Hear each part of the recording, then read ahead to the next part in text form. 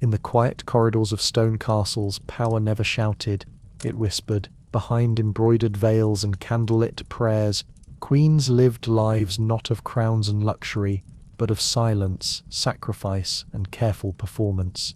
Every smile was strategy, every step diplomacy, every heartbeat a secret treaty between kingdoms. History remembers their names in gold, but their lives were written in shadows. So before you get comfortable, take a moment to like the video and subscribe. And let me know in the comments where you're tuning in from and what time it is for you. It's always fascinating to see who's joining us from around the world.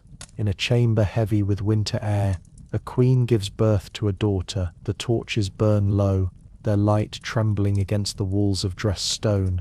Servants move quietly, as though afraid their footsteps might disturb the order of things. Beyond the chamber, the world continues in its cold rhythm, a wind pushing through iron shutters, a priest waiting in the corridor with the holy water, a midwife whispering to herself that the child's first cry will set the tone of nations. When the cry comes, it is soft, unsure, yet enough to summon the small circle of witnesses closer. There she lies, swaddled in fine linen, her breath shallow but steady, a princess, a daughter, a promise.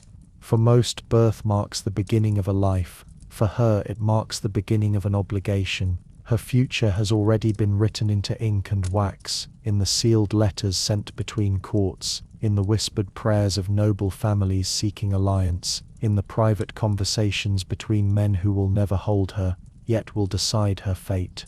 She is not seen as an infant, but as an instrument, a living thread meant to bind lands together, to secure borders, to soothe rivalries, to bear the sons of men she will not meet for years. Even her name, when it is chosen, is not truly hers. It is selected for resonance, for ancestry, for the soft echo it will make in another kingdom's language. Her mother lies exhausted, her duty already fulfilled. A daughter may not have been the king's wish, but it is no disaster. Queens, after all, are born before they are made. In time, this child will serve a purpose more delicate than any weapon. She will be the silent promise of peace.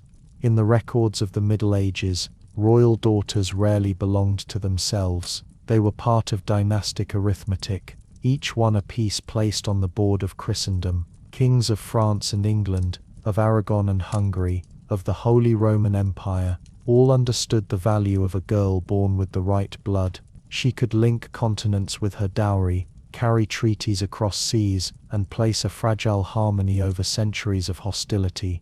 Her first months pass in stillness. The nursery is kept warm with braziers, the air scented faintly with lavender and wood smoke. Nurses watch her as if she were a sacred object, for she is, not for who she is, but for what she represents. Every time she stirs, someone notes it. Every time she smiles, someone interprets it as omen. The world is waiting for her to grow into its expectations. Outside, the kingdom holds its breath. The king's heralds announce the birth with cautious joy. Not a son, but a blessing nonetheless.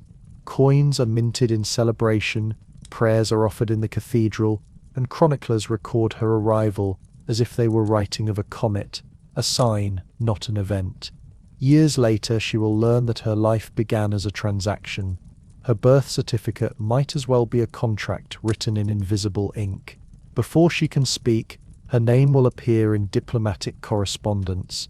Before she can walk, her future will be discussed in private chambers, thick with candle smoke and calculation.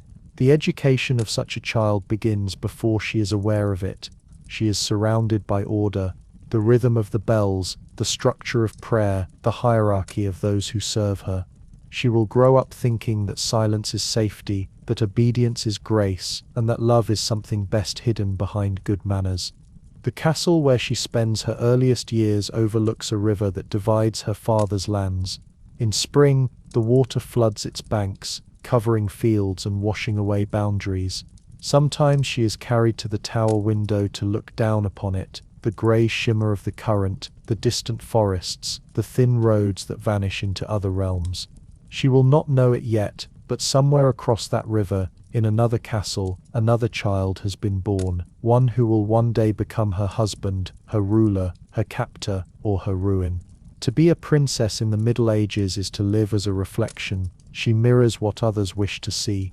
The church will see in her the model of Christian virtue, her father will see an opportunity, her mother will see both a burden and a fragile victory. She will learn to navigate between these mirrors, never seeing herself clearly. As the seasons turn, her presence becomes part of ceremony. Each feast, each mass, each procession, she is carried or led by the hand, a symbol rather than a child. Her hair, when it first grows long enough to braid, is bound with silk cords dyed in her family's colors.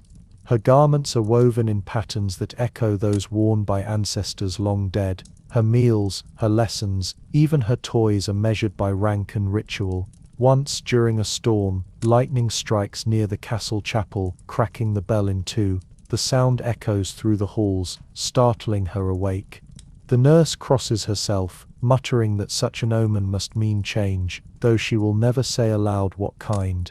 The child simply listens, her small hand gripping the edge of the blanket, her eyes wide in the flickering candlelight. In time she will forget this moment, but history, which forgets nothing, will not. Every queen begins here, not in splendor, but in expectation. Every royal woman carries, before she can even walk, the invisible weight of nations. She will grow surrounded by luxury, yet owned by duty. Her fate will be written long before she understands the words, and somewhere in the quiet hours between her birth and her first lessons, the bargain of her existence is already being negotiated by men whose ambitions will define the rest of her life. The cradle rocks gently. The snow outside thickens. In the silence of the royal nursery, history has already chosen her path. The years pass quietly, marked not by seasons but by lessons. Morning light filters through high, narrow windows, painting soft patterns across the stone floor. The air smells faintly of beeswax and parchment. Somewhere in the distance, a bell rings for prime, the first prayer of the day.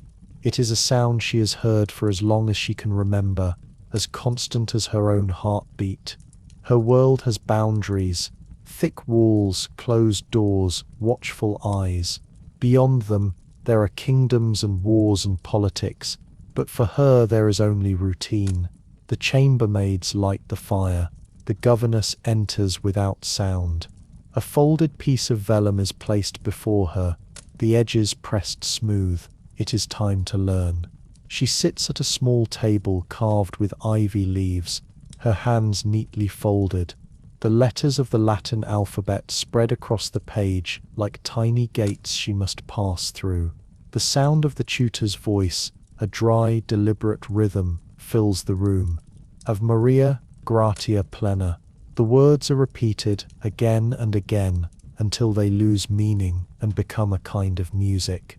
She learns not only to read, but to recite, not only to write, but to remember. Her lessons are not meant to awaken thought, but to shape it, to build the structure of obedience into her mind. She is told that silence is wisdom, humility is grace, and curiosity is dangerous. Every virtue she is taught begins with restraint. Behind embroidered curtains, she listens to the whispers of her household. Her nurse tells stories of queens who were too proud and lost everything, of wives who disobeyed their lords and were banished to convents. The tales are half myth, half warning. The moral is always the same. To survive, a woman must know when to hide her thoughts. In the evenings the chapel candles burn low. She kneels on the cold floor beside her governess, repeating prayers she barely understands. The smell of incense fills her lungs, making her dizzy. The stone saints above the altar watch her with eyes that never blink. She begins to believe that God, too, values silence more than speech. Sometimes she is taken to her mother's apartments, rooms brighter, richer, and more carefully guarded. The queen speaks softly, always in measured tones, never in anger, never in haste. She moves like someone constantly aware of being observed. From her the girl learns what no tutor can teach. the language of composure. The slight tilt of her head, the half smile that hides exhaustion, the way to agree without consenting. Her mother's life is an education in itself, a living text written in gestures and endurance. The Queen's words are few, but her eyes speak in cautions. Never speak before being spoken to. Never appear to want. Never show that you notice what others ignore. By her 7th year, the girl's world has become one long rehearsal for her future role. Her clothing, once simple, is now tailored to the dignity of her birth. Her tutors expand her subjects: scripture, moral philosophy, lineage, and the histories of kings, though always told through the lens of men's triumphs. When she asks why there are so few stories of women, the tutor lowers his gaze and replies, "Because wisdom rarely needs witnesses." It is not an answer, but she learns not to ask again. At table she eats slowly, carefully, as instructed. Each gesture must be precise. The spoon held just so, the bread broken neatly, the cup lifted without noise. She is reminded that one day her smallest movements will be watched by foreign eyes, that her grace, her speech, even the way she walks will represent a dynasty. Her companions, other noble girls sent for education, become both friends and mirrors. They are daughters of dukes, counts, and barons, each one aware that her presence here is temporary. They share lessons and prayers, laughter and secrets, yet beneath the warmth lies quiet competition. Each hopes to be noticed, to be chosen, to be matched. None of them say this aloud. When storms pass over the castle, they gather near the hearth and practice needlework. The patterns are intricate, meant to teach patience. Her embroidery stretches across the wooden frame: vines, flowers, doves, a crown. The threads twist beneath her fingers like strands of fate. The governess praises her calmness, not realizing that the calm is an act, a defense against the restlessness growing inside. The girl dreams of the world beyond the walls. She hears fragments of conversation from guards, merchants, and visiting clerics, stories of cities, of ships, of wars. Sometimes she imagines walking through those streets freely, nameless and unseen. But each time she wakes to the same sound: the bell for morning prayer, the shuffle of her tutor's feet, the endless repetition of lessons. Her obedience becomes a second skin. She no longer thinks before curtsying, before lowering her gaze, before saying "Yes, my lady," or "As you will." It is not fear that keeps her still, but habit. The art of submission, once practiced long enough, feels indistinguishable from peace. By her 10th year, she is praised for her composure. Courtiers call her graceful, wise beyond her age. They do not see the stillness as something learned through deprivation. They see it as virtue. The compliments, though kind, are cages disguised as crowns. Once she finds a sparrow trapped behind the chapel window. It beats its wings against the glass, desperate and loud. She watches it for a long time, uncertain whether to help or stay silent. The governess finds her there, and gently leads her away. When she returns later, the bird is gone, but she never learns whether it escaped or was removed. That night she dreams of the bird again, flying in circles around her cradle. The next morning, the lessons continue. Latin, catechism, heraldry. Her handwriting improves, her silences deepen. The tutors bow and say she will make a perfect queen. She does not yet know what that means, but already she suspects perfection is just another word for control. Outside, spring turns to summer. The river swells and recedes. In the courtyard, soldiers train for wars she will never see. Within her chamber, the only battle she fights is the one against herself, the quiet, endless practice of being less than she feels. And so, she grows into the role prepared for her since birth, not a child of joy, but a vessel of expectation. By the time she reaches her 12th year, her name is no longer her own. It travels farther than she ever will, folded into letters sealed with wax, carried on horseback through forests, across rivers, through cities where no one knows her face. In one kingdom, a king studies it with approval. In another, a bishop weighs its virtue. In Rome, a papal clerk writes it neatly beside the name of a boy she has never met. She does not yet understand that she has been placed on the board. From the first breath of a royal daughter, the game of marriage begins. Each move is measured, patient, and rarely kind. Her worth is spoken of in terms of dowry, alliance, bloodline. The men who decide her fate never look at her directly, they look instead at maps. The frontiers and seas between kingdoms are their concern. She is simply the bridge to cross them. Letters arrive at the castle more frequently now. The heralds bear crests from distant courts. The queen, her mother, receives them in silence, breaking each seal as though opening another door that will lead her daughter farther away. When she reads aloud, her voice is even, calm, practiced, but behind the calm is calculation, fear, and memory, for she knows what it is to be promised, to be carried from one kingdom to another with no choice but grace. The girl notices the change in tone around her. Her tutors bow more deeply, her governess chooses finer fabric for her gowns, and the servants begin to whisper about ambassadors. The meals are quieter, the air heavier. Her lessons shift from Latin and scripture to the etiquette of foreign courts, how to address an emperor, how to curtsy to a pope, how to speak French without appearing too French. She listens, nods, learns. It is the only way to survive a life that others are already shaping. When she asks her mother what it means to be betrothed, the queen answers slowly, as though weighing every word, "It means you are needed." The girl nods, though she does not feel needed, only exchanged.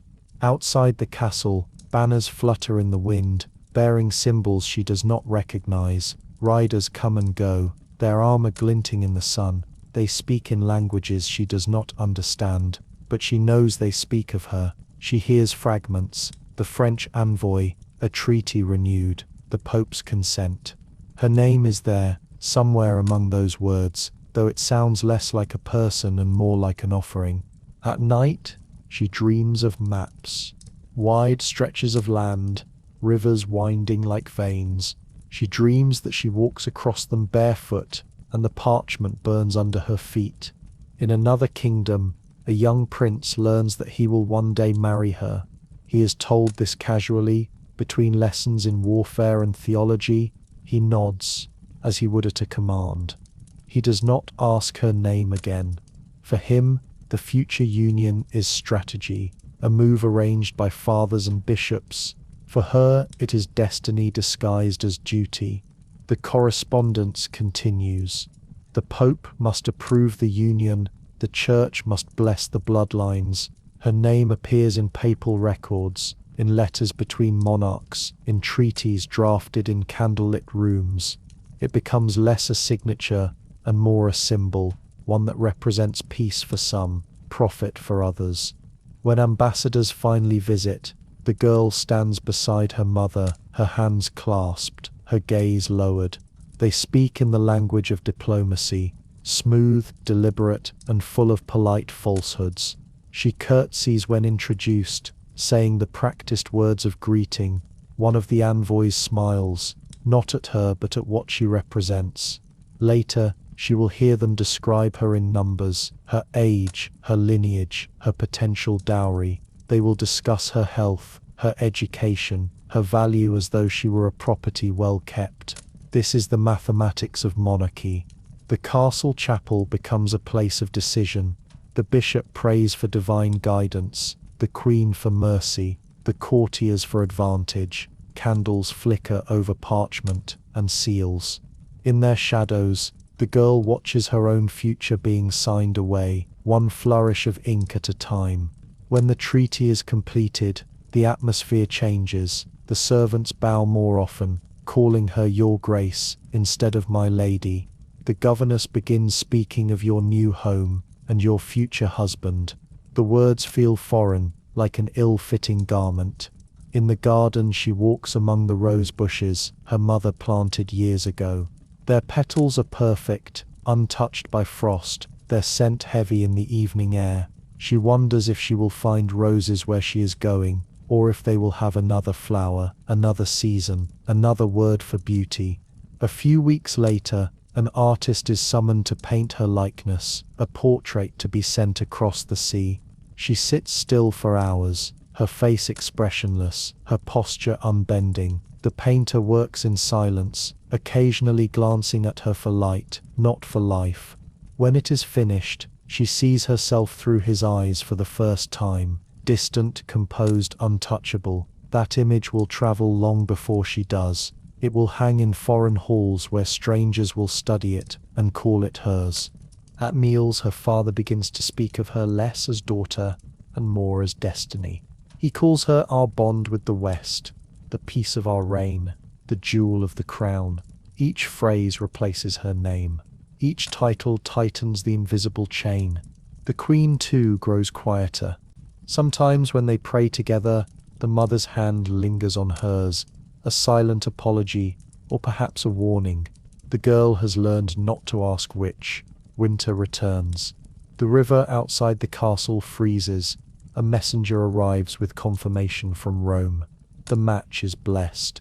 The parchment bears seals in red wax, the marks of kings and cardinals. It is final. In the quiet that follows, she feels something close to relief. The uncertainty is over. The decision is made.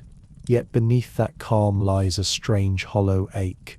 The sense that her life has been moved forward like a chess piece, placed on a new square without her consent. When she kneels in the chapel that night, the candlelight trembles across the marble floor. She closes her eyes and whispers a prayer, not for love, not even for happiness, but for strength to endure what she does not yet understand. Outside, snow falls silently over the battlements. The kingdom sleeps, dreaming of alliances and futures. Somewhere far away, another kingdom dreams the same dream, and in that dream, her name is written again. The bells begin to ring before dawn. They are not the soft, familiar bells of her childhood chapel, but great bronze voices that echo across the valley, announcing the union of two kingdoms. The air smells faintly of rain and wax. In her chamber, servants move with hushed precision, folding linen, fastening pearls, brushing her hair until it gleams like a polished relic. She sits still, as she always has, but this stillness feels heavier. Today, she is no longer a daughter.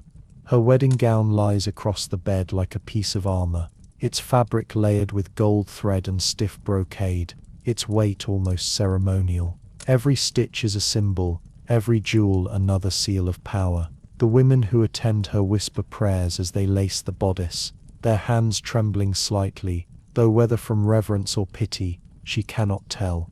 Outside, the streets fill with sound. Trumpets blare, banners unfurl, and people gather to glimpse a spectacle that has nothing to do with love. They cheer not for her, but for what her marriage represents. Peace, prosperity, the promise that old enemies will dine at the same table. In the chapel, the scent of incense thickens the air. The altar is adorned with lilies and white candles, their flames bending in the draught. The priests murmur Latin blessings, their words floating above the crowd like smoke. The king, her father, stands tall, his expression carved in stone.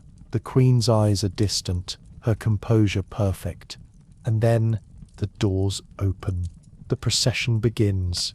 She walks slowly, her veil trailing behind her like mist.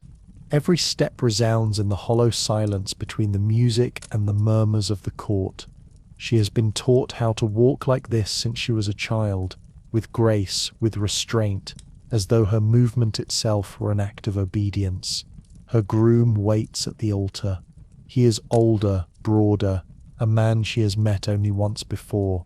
His armor gleams beneath the candlelight, his expression unreadable. He bows slightly as she approaches, but his eyes do not soften. This is not affection. This is the binding of dynasties. The ceremony unfolds with slow inevitability. The bishop speaks of duty, of divine order, of how woman and man together serve the greater will of God. The words sound holy, but their meaning is practical. She is now part of the machinery of alliance. The priest places the ring on her finger, the metal cold against her skin. She does not flinch. When they are pronounced husband and wife, the crowd erupts in cheers. yet it feels to her like the closing of a gate. Afterward, a feast follows, endless tables of silver and roasted meat, goblets filled and refilled, musicians playing songs of triumph. She sits beside her new husband at the high table, smiling when required, her face a polished mask. Courtiers offer compliments, ambassadors bow, her father raises his cup in solemn pride. The hall glows with candlelight, the gold thread of her gown shimmering in the flicker. But beneath the noise and celebration, she feels the weight of the crown's invisible chain tighten. In the flickering reflection of her goblet, she catches her own eyes, calm, composed, unrecognizable. Somewhere behind that surface, the girl who once ran through gardens is still watching, silent and small. The night grows long, the laughter becomes louder, less elegant. Guests toast the future of the two kingdoms, to heirs not yet conceived, to peace that will outlive them all. Every word, every smile, feels rehearsed. At last, when the feast dwindles and the hall grows quiet, the queen takes her daughter's hand, a gesture brief but filled with unspoken meaning. Her eyes say what her lips cannot: "You must endure this." The chamber prepared for the bridal night glows with candlelight, thick with the scent of myrrh and rose oil. The bed is draped in white linen, embroidered with the crests of both houses. It is less a bed than a stage, a place where alliance becomes flesh. She stands by the window, looking out into the darkness, hearing the faint, distant songs of the people still celebrating below. The stars above are indifferent. When her husband enters, the silence between them is vast. He removes his gloves, his sword, his crown, one by one, the symbols of his station falling away, though not his power. He does not speak. Words are unnecessary. What happens next is not cruelty, nor affection. It is ritual, as old as monarchy itself. In the morning, the court will wait for the linen, the proof of purity and union. They will cheer again, satisfied that the treaty has been consummated. When dawn finally comes, she lies awake, her face turned toward the pale light creeping across the chamber wall. The songs outside have faded. The world is still. In that stillness, she realizes the truth her mother had never spoken. A queen is not chosen for what she desires, but for what she represents. Days turn into weeks, and the rituals of queenship begin. She learns how to address her husband in public, how to receive petitions, how to wear the crown without faltering. Her new court studies her, measuring every gesture. She learns the names of foreign nobles, the languages of diplomacy. She writes letters to her family, careful to sound content. At times she wonders if she truly exists beyond the image painted of her, the serene bride who secured peace. The chroniclers will record the day as a triumph. They will describe the beauty of the procession, the holiness of the vows, the magnificence of the feast. They will not mention the heaviness in her chest as she knelt at the altar, or the moment when she realized she had ceased to belong to herself. History rarely concerns itself with the private ache of queens. In the years to come, her marriage will be cited in treaties, studied in chronicles, praised in sermons as divine providence. But for her, it will always remain a quiet surrender, a life given, not taken. Sometimes, when she stands before the mirror and sees the crown reflected beside her face, she wonders if history is a kind of hunger, one that feeds on women like her, turning their sacrifices into symbols. And yet, she endures. Because endurance is the first art of queenship, and silence its crown. The morning of departure arrives without music. The banners are ready, their embroidered silks, heavy with dew. Horses stamp and snort in the courtyard, their breath steaming in the chill air. The castle gates stand open, the world beyond them, vast and uncertain. She steps into the pale light, the hem of her gown brushing against frost-darkened stones. Behind her, the walls that raised her stand silent, grey, unmoved, indifferent. Ahead lies a road that bends out of sight, vanishing into forests she has never walked, and countries she has only heard described in lessons. This is the road that will lead her from one life to another. The queen, her mother, watches from a balcony, high above the courtyard. Their eyes meet only once, for a moment brief and unbearable. There are no tears, no farewells, only the small gesture of a hand raised slightly, a benediction, a farewell, a surrender. Then the procession begins to move. Trumpets sound from the gatehouse, but their notes are thin and distant. The riders fall into formation, heralds at the front, guards to the sides, wagons loaded with dowry gifts behind. Banners bearing both kingdoms' emblems ripple in the wind, a visual promise of peace. She rides in the center, flanked by soldiers who serve her new husband, not her. The road is lined with peasants who bow as she passes, their faces hidden under hoods and scarves. They cheer because they are told to, because the union means fewer wars, fewer taxes, fewer sons sent to fight, but their eyes are cautious, curious. To them she is a figure from a story, draped in gold and mystery, passing through their world without ever belonging to it. The journey is long, stretching across weeks, then months, through lowlands heavy with mist, through forests where light filters like dust, through villages where the bells sound different, heavier, slower, speaking another language. Every mile takes her farther from the land that remembers her name. At night, the retinue stops at monasteries or castles pledged to her husband's rule. In those candlelit halls, she eats little and speaks less. The men around her toast to her future, with loud laughter and wine, their words foreign, their eyes curious. They call her our queen, though she is not yet crowned. The phrase feels like a possession. She learns to measure trust by silence. Her attendants, women from her homeland, whisper softly among themselves when the men are gone, wrapping shawls tight against the cold. They speak of home, of rivers and markets and familiar faces. Their voices are the only remnants of the world she knew, but even those will fade when she reaches her destination. Few will stay, some will be dismissed, replaced by foreign courtiers. Others will marry soldiers and vanish into anonymity. The days blend into one another. The rhythm of hooves, the creak of wheels, the rustle of cloaks in wind, all merge into a single slow pulse of movement. Time itself feels suspended, as though she rides not through land but through a long, unending corridor of obligation. Sometimes the road cuts through territories where loyalties are uncertain. Her guards ride closer, then, hands near sword hilts. She hears the tension in their silence, the subtle shifting of armor, the unspoken readiness for betrayal. Once, as they cross a narrow bridge over a frozen river, a stone dislodges from the parapet and plunges into the dark water below. The sound echoes like a warning. For the first time, she feels the chill of fear not as a visitor, but as a companion, yet even fear becomes ritual. Each morning she wakes before dawn, prays in her tent, and allows her ladies to dress her anew, layers of linen, wool and silk, armor of civility against the rawness of travel. She mounts her horse, adjusts her veil, and moves forward, always forward. The land itself changes. The hills grow steeper, the language is harsher, the food unfamiliar. Priests bless her in Latin, merchants bow in words she cannot yet understand. She begins to dream in fragments, of bells from home, of her mother's voice, of rooms filled with the scent of old wood and roses. But when she wakes, all that remains is the sound of wind pressing against the tent walls. Her husband does not travel with her. He waits at the capital, preparing for the ceremonial entry that will mark her arrival.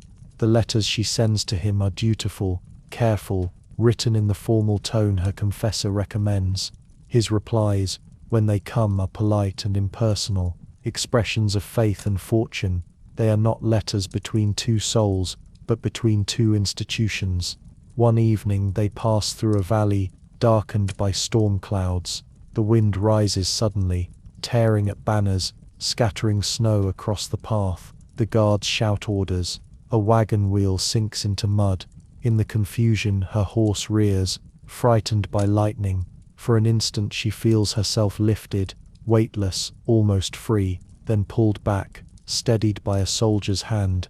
The storm passes. The procession resumes. But that brief, suspended moment lingers in her mind, like the echo of a life she might have lived had she not been born a symbol.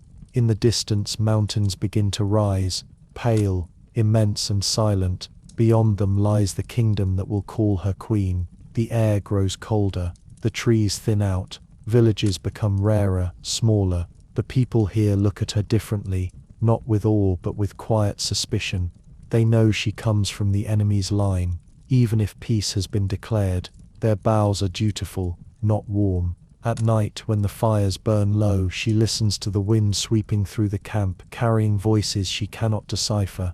She wonders if the land itself resents her presence, if it remembers the wars her marriage was meant to erase. On the final morning, as the procession descends toward the river that marks the border, she pauses.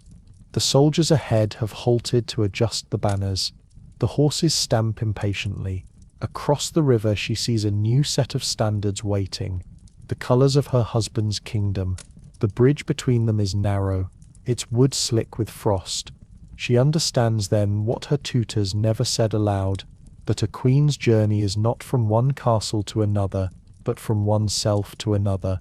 The girl who began this passage will not be the woman who reaches the far bank. As she rides across, she does not look back. Behind her, the banners of her birth flutter briefly, then fall still. Ahead, new colors rise in the wind. Foreign, bright, unyielding. The guards salute. The bells of her new land begin to ring. They sound nothing like home. The city announces her arrival with sound. Trumpets echo from the ramparts, their sharp notes scattering flocks of doves into the grey morning air. Bells toll from every church tower, not in joy but in declaration. The streets are draped with banners, her husband's crest beside her own, sewn together in precise symmetry. Beneath those colors, she rides slowly, her posture unbroken, her gaze fixed ahead. The people shout her name, though it sounds strange on their tongues, softened by accents, reshaped by distance. Children throw petals into the air. Merchants bow from their stalls. Yet there is something studied about their cheer, as though the city performs its loyalty under watchful eyes. Her procession winds through narrow streets and wide squares, past statues of kings whose names she does not yet know, past monasteries whose bells ring in deliberate sequence. The scent of incense and horse sweat mingles with the smoke of candles lit along the route. The air is thick with ritual. At the palace gates her husband waits, flanked by nobles in embroidered cloaks. His smile is formal, fixed in place like the stone saints above the doors. He offers his hand, and she takes it. The gesture witnessed by hundreds, but felt by none. The courtyard fills with sound, the clatter of armor, the rustle of silk, the solemn rhythm of drums. Above them the winter sun burns pale, a distant disk filtered through cloud. She feels its light faintly on her skin, as though it shines from another world. Inside the palace, everything gleams. The walls are covered with tapestries depicting battles, saints, and marriages of kings long dead. The air carries the scent of beeswax and myrrh. Her footsteps echo softly across the marble floors, each sound absorbed by the vastness of the hall. Everywhere, eyes follow her, courtiers, priests, ambassadors, servants. They study her as they might study a relic newly unearthed, valuable, fragile, sacred. The ceremony will take place in the cathedral, the heart of the kingdom, the seat of divine authority. She is led there in slow procession, her gown sweeping over stone floors, polished by centuries of coronations. As she enters the cathedral, the air cools. The silence within is immense. Sunlight filters through colored glass, painting the marble in fragments of blue, red, and gold. The scent of frankincense fills her lungs, sharp and holy. The crowd inside parts as she passes, bishops in vestments, nobles in velvet, the city's elders in solemn attendance. The choir begins its chant, low and steady, a sound that vibrates through stone and bone alike. At the altar, she kneels. Her husband stands beside her, his sword laid before the bishop as a token of submission to divine will. She feels the cold of the marble through her gown, the weight of eyes pressing down. The bishop begins to speak, his Latin measured and deliberate, invoking obedience, grace, and the unity of realms. When the oil is placed upon her forehead, it runs like a tear down her temple. She does not wipe it away. The smell of chrism, thick and sweet, fills her senses. Then comes the crown. It is lifted from the altar by two priests, their hands trembling slightly under its weight. Gold, enamel, and jewels, centuries old, forged in another era, for another queen. The bishop murmurs the ancient words as the metal descends. The moment the crown touches her head, she feels not triumph but compression. The gold presses coldly against her temples. Its weight steadies her posture but also confines it. It is not heavy enough to crush, but heavy enough to remind. Applause swells in the cathedral, the sound of 1,000 hands clapping in perfect rhythm, echoing off the vaulted ceilings. It should feel like victory, it feels instead like distance. Somewhere beyond the sound, she can hear the faint creak of the crown shifting as she breathes. She wonders how many women before her have stood in this same place. Eyes lowered, hearts still, minds wandering to the memory of simpler air. The choir rises, trumpets answer. Her husband takes her hand once more, lifting it before the assembly. The nobles kneel, one by one they swear loyalty to her, pressing lips to her gloved fingers. Their words blend together, vows of allegiance, promises of service, rehearsed phrases spoken with ritual precision. She answers each with the same measured nod. When it is over, the bishop blesses them both. They turn to face the crowd. The light from the stained glass catches the crown at just the right angle. For a heartbeat, it seems to glow. The people cheer again, louder now, a tide of sound that fills every corner of the cathedral. She smiles, the serene, distant smile she has been trained to wear, but behind it, her thoughts drift. To the journey behind her, to the faces that no longer surround her, to her mother's raised hand, the silent farewell at the gate. When the ceremony ends, the doors open to blinding light. Outside, the city is alive with celebration. Bells ring from every tower, fires are lit in the squares, and wine flows through the streets. She rides again through the crowd, this time crowned. Flowers and ribbons rain down upon her, landing softly on her veil. Her husband waves to the people, his confidence practiced. She sits beside him, still as marble. In the cheers of the crowd, she catches faint discord, the subtle undercurrent of curiosity and suspicion. Some call her our queen with pride. Others whisper her name as though testing its shape, uncertain whether to trust the foreign syllables. The palace looms ahead once more, vast and glittering. When they enter, the great doors close behind them with a sound that reverberates through her chest, final, echoing, absolute. The hall of the coronation feast stretches before her, filled with torches and banners. The nobles rise as she passes. A choir sings from the gallery above. Dishes of roasted game and honeyed fruits line the tables, yet she eats little. Her crown feels heavier with every hour, pressing thoughts into silence. At one point, a courtier leans forward and murmurs a compliment on her composure. She answers with grace, though she no longer feels entirely present. The evening unfolds as a performance. Laughter, wine, pledges, ceremony, all moving according to an invisible script she cannot alter. Later, when the hall has emptied and the torches burn low, she walks alone along the colonnade overlooking the city. Below her, the lights shimmer like a reflection of the heavens. The crown still sits upon her head, its weight familiar now, almost natural. She removes it only when she reaches her chamber. Setting it on the table, she studies its shape under candlelight. The jewels glint, indifferent, beautiful. For the first time, she understands why the crown is never made new for each queen, because its power lies not in possession, but in continuity. It has pressed against many temples before hers, whispered to countless hearts that the self must bend before the symbol. She lies down at last. the faint ring of the bells still echoing in her ears. Sleep does not come quickly. Outside, the city celebrates her sovereignty. Inside, she begins to understand its cost. The coronation feast fades into memory before dawn. The music that had filled the hall dwindles into the soft echo of servants clearing goblets, the rustle of banners folded for storage, the hush that follows ceremony. The torches burn low along the stone corridors, their light reduced to trembling patches that stretch across the walls like the last remnants of a dream. In her chamber, the queen sits before a mirror. Her crown rests upon the table beside her, no longer radiant under cathedral glass, but dull in the flicker of a single candle. She watches the reflection of herself without curiosity. The paint and powder applied for the ceremony have begun to fade. Her lips are pale, her eyes shadowed. Behind her the chamber stands ready, the bed vast and ornate, the sheets smooth, the air perfumed with frankincense and rose oil. It is not a room for sleep, it is a room for continuity.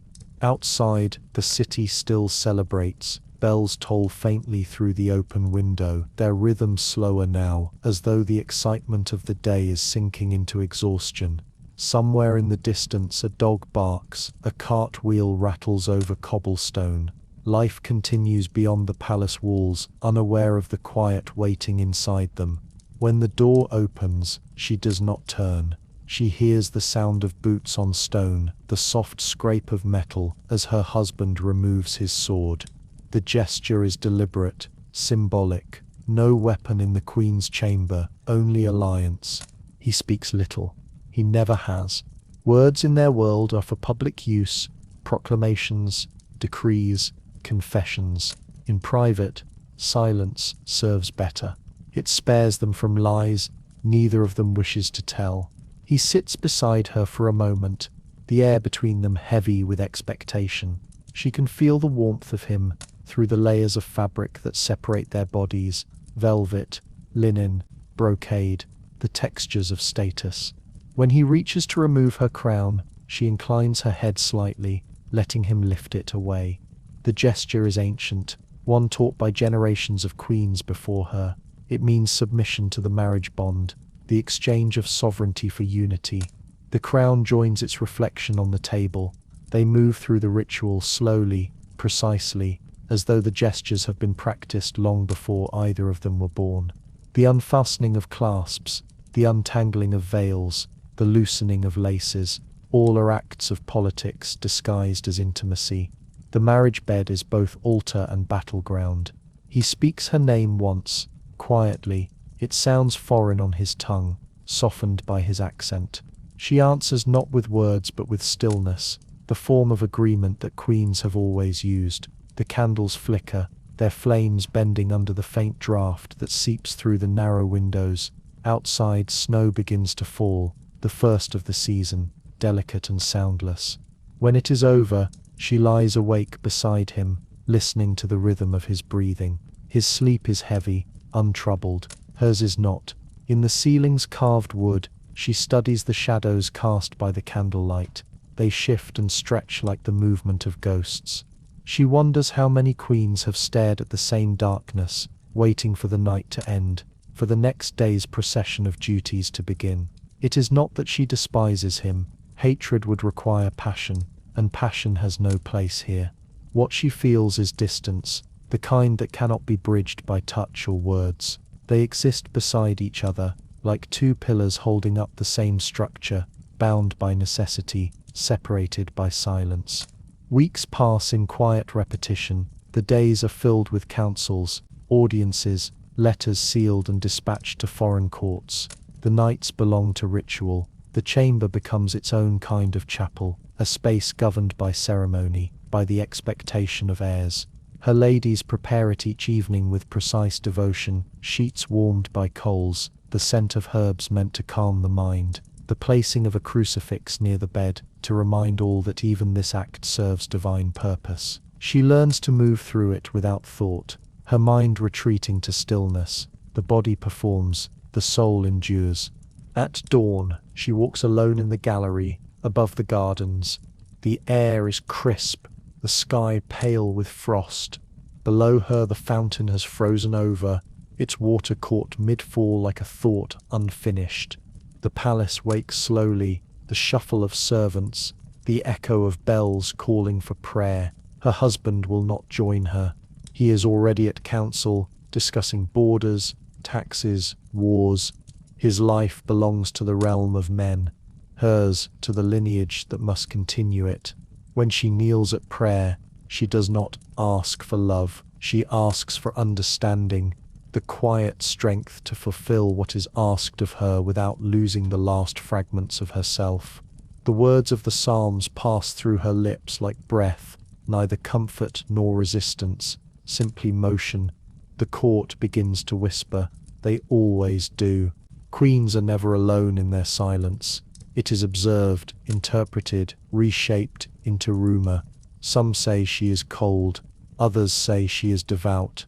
A few, more daring, whisper that she is clever, that she understands how power moves, even from behind a veil. She does not respond. To respond would be to confirm would be to lose. Instead she writes letters to her mother, to the abbess who taught her Latin, to the bishop who baptized her. She writes of the weather, of festivals, of the cathedral's stained glass, never of her heart. Each letter is a veil of politeness, a performance of composure, but between the lines, a kind of music hums, the faint vibration of thought unspoken. Her husband's affections remain formal, his attention divided between politics and piety, yet sometimes, in the smallest gestures, a hand offered after a ceremony, a glance across the chapel, there flickers something almost human. Not tenderness, but recognition, the awareness of another soul carrying the same burden. In those moments, she feels neither love nor resentment, only kinship and duty. They are, after all, two instruments tuned to the same purpose. Years will pass before she realizes that this kind of understanding is the only form of love permitted to them, a love without warmth, but with endurance. When the first signs of spring arrive, the snow melts from the palace gardens, the fountains flow again, the air fills with the scent of thawed earth and new grass. From her chamber window, she watches the change without moving. She knows that soon she will be expected to bear an heir, that the whispers will grow louder, that the prayers around her bed will change their tone from devotion to demand. For now, though, the chamber remains quiet. She sits before her mirror once more, as she did on the night of her coronation, the candlelight trembling along her reflection. The crown rests on the table beside her. She does not put it on. She no longer needs to. It exists now beneath her skin, pressed invisibly into her temples. Love, she thinks, is a word from another century, a word that belongs to poets and peasants, to those free enough to mistake it for choice. Queens inherit something heavier, and as the dawn light spreads across the chamber, she closes her eyes, feeling the stillness settle again, that delicate, deliberate calm that keeps history turning. Morning comes again, pale and predictable. In the long hours between dawn and audience, the queen sits before her mirror, the same one that has watched her grow from girl to sovereign ornament. The reflection that gazes back at her now has changed, not older, not yet hardened, but practiced. Every day, the distance between the woman and her image widens. The mirror becomes not a surface of truth, but a stage where masks are perfected. The ladies move quietly behind her. The chamber fills with the muted sounds of preparation, the sweep of brushes through hair, the faint clinking of jewelry laid out upon velvet cloths, the murmurs of servants arranging the day's garments. The air smells of beeswax, lavender, and iron. When they fasten the gown, the fabric feels like armor, the bodice laced tight across her ribs, the sleeves heavy with embroidery, the collar drawn high to frame the face, as though presenting an artifact. She does not resist. The costume is her defense. Every gesture, every breath must serve purpose. Outside the chamber doors, The court stirs to life. Pages hurry along the galleries with scrolls and sealed letters. The echo of boots along marble becomes the pulse of the palace. Bells announce the beginning of council. The queen moves through the corridors as if through a ritual procession, her pace unhurried, her gaze slightly lowered, not in submission, but in calculation. She knows that every glance, every pause will be read, repeated, and reshaped by the eyes that follow her. At the morning audience, she takes her place beside the king. He speaks, she watches. The courtiers bow not to her, but to the throne as a whole. Yet in their glances, she recognizes a quiet acknowledgement. They have begun to understand that her silence is not ignorance, but strategy. She learns that true influence moves invisibly, beneath the surface of ceremony. Words, after all, are easily recorded. Gestures are not. When she inclines her head slightly toward one ambassador, and not another, when her hand lingers over a petition longer than necessary, when she looks away at the right moment, these are the languages of persuasion available to her. In council, men argue. They raise voices, strike tables, quote scripture, invoke law. The queen sits still, eyes lowered, the image of patience. Yet within that stillness, she studies them, their rivalries, their fears, the way one clutches his rosary when lying, the way another taps his ring against the wood when cornered. Each movement adds to her quiet map of power.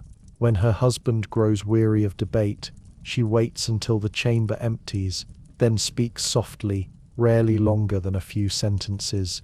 He listens, not because he must, but because her words arrive without noise, distilled, measured, impossible to dismiss. In time, she discovers that silence itself is the most persuasive language of all. At feasts, she becomes the centerpiece of spectacle. Her beauty, praised and exaggerated, serves as political currency. Nobles send gifts, illuminated manuscripts, caskets of pearls, miniature altarpieces carved from ivory. Each object carrying the weight of allegiance or expectation. She learns to respond in kind. A tapestry sent to a distant monastery to commemorate a victory. A golden rosary offered to a dowager countess whose son commands an army. A book of hours copied by her own scribes and dispatched to a rival queen. Every gift speaks without words, gratitude, warning, reconciliation, all woven in silk and gold. The mirror watches it all. In its surface she practices expressions, the faint smile that neither invites nor rejects, the gaze that appears attentive yet distant, the posture of humility that conceals authority. She realizes that queenship is not about command, but about containment, holding emotions so tightly that none ever spill where they can be used against her. There are moments when the reflection seems to resist her, as though the glass itself remembers who she was before the crown. A flicker of uncertainty, a shadow at the corner of her mouth. She learns to smooth it away with the same ease as she smooths her gown. In the evenings when the court withdraws to whisper and scheme in candlelit alcoves, she remains behind. In the hall emptied of music, the torches throw her shadow against the wall, tall, slender, indistinct. She studies it with the same care as she studies her reflection. The shadow obeys. It bends when she bends. It offers no argument. That is the kind of loyalty she can trust. Beyond the palace, the realm shifts. Famine in one province, rebellion in another. The queen's role in such matters is not to act, but to endure, to provide the illusion of stability, even as the ground trembles beneath the throne. She appears at mass, at feast days, at processions through the capital, her face unchanging. The people see serenity, the court sees control. Her ladies often mistake her composure for peace. It is not peace, it is balance. The delicate equilibrium of a woman who has learned to move within a web that could tighten at any moment. Sometimes she walks alone in the gallery where the portraits of past rulers hang. Faces of kings and queens long gone, some beloved, some feared, some forgotten. The painters have given them the same eyes, calm, distant, eternal. She realizes that history prefers its queens this way, unmoving, unfeeling, symmetrical. But she knows the truth. Behind each painted calm lies the same constant negotiation between survival and self. Every queen before her has worn the same expression, and behind it, the same exhaustion. Still, she keeps the mask, because the mirror must never see weakness.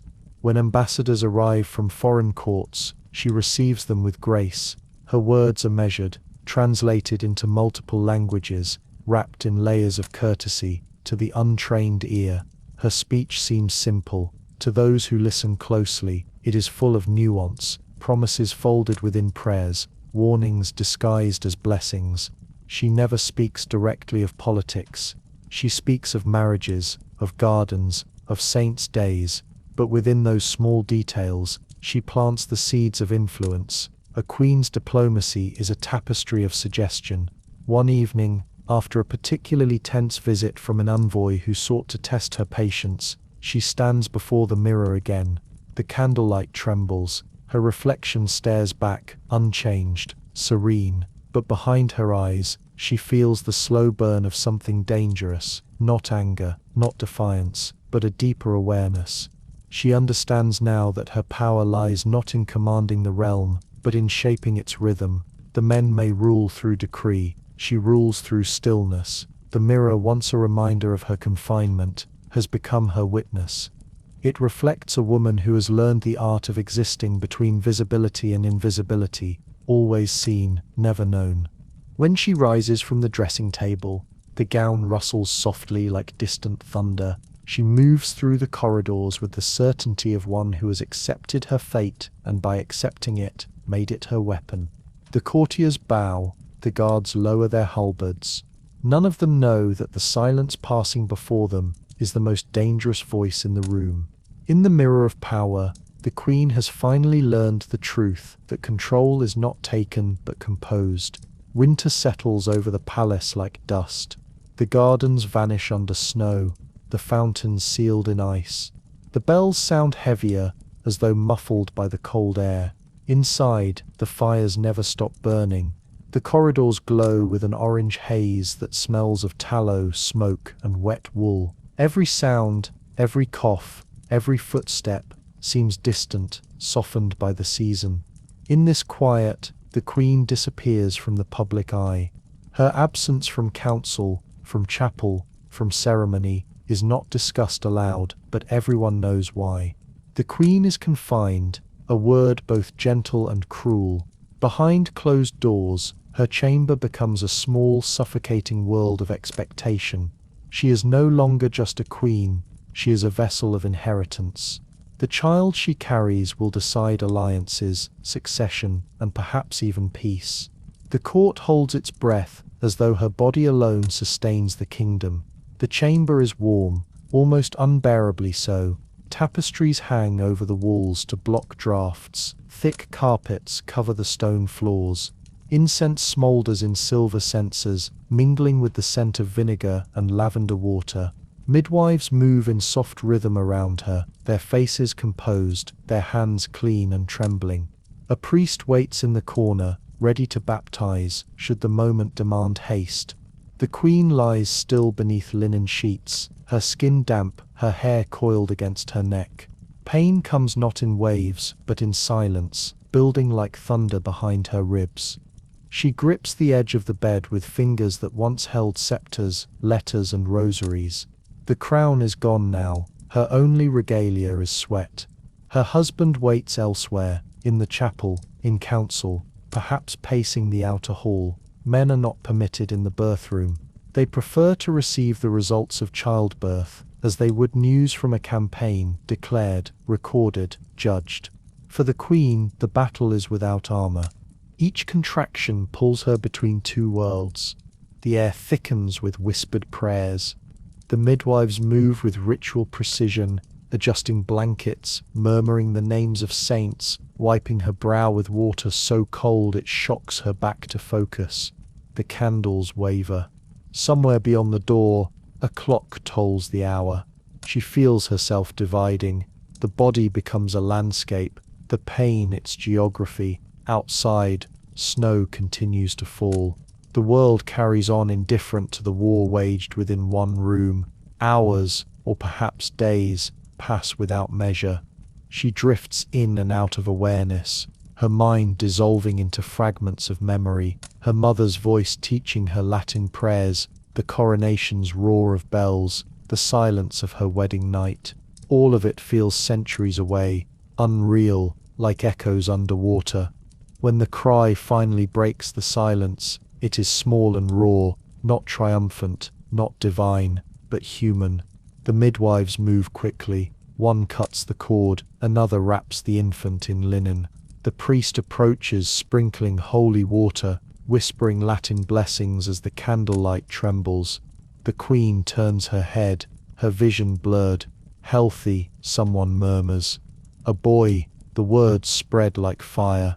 The priest nods, the attendants sigh in relief. Outside, a messenger runs through the corridors, carrying the news to the council chamber. Bells begin to ring again, a sound of triumph for the realm, but in the queen's chamber it is too loud, too soon. She closes her eyes, exhausted. The room continues to move around her, the shifting of sheets, the murmur of servants, the rustle of silk. The child, swaddled and crowned with the faint scent of blood and oil, is placed in her arms. For a moment, everything stops. She looks down at the small face, pale and unfamiliar, and feels an emotion she cannot name. It is not joy, not yet. It is the knowledge of weight, of what this fragile life will cost her. Her son will belong to history before he ever belongs to her. Already the priest is recording his name, the lineage traced in ink across vellum. The midwives clean the sheets, the attendants whisper congratulations. Her husband enters briefly, face composed, voice solemn. He touches her forehead, the child's head, the crucifix beside the bed, then he leaves, taking the sound of footsteps with him. The queen lies awake, long after the chamber quiets. The bells outside continue their metallic rejoicing, the snow falls heavier, the candles burn down to stubs. Her body aches, not just from the labor, but from what it means. She knows this will not be the last time. In the months that follow, she is praised as mother, saint, symbol. Her image is painted anew, the virgin-like figure holding her heir. Poems are written, coins minted, prayers recited in her name. But within the palace, her body remains under quiet surveillance. Every meal tasted, every cough noted, every absence from chapel discussed in whispers. Her health is no longer her own, it is the kingdom's concern. When she walks again through the galleries, her steps are slow, her reflection thinner. Courtiers bow lower than before, not out of reverence but out of awareness. She has proven her worth in blood.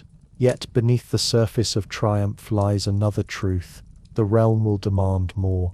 A single heir is never enough. The physicians speak of timing, of omens, of divine will. The midwives, older and less cautious, speak of risk. The queen listens to both but trusts neither. She knows that between their words lies the reality that every birth is a coin toss between life and death. Years will pass in cycles of expectancy and loss. Some children will live, some will not. Each time the court will hold its breath, and each time her body will be the altar upon which hope and fear are laid. She learns to hide the mourning.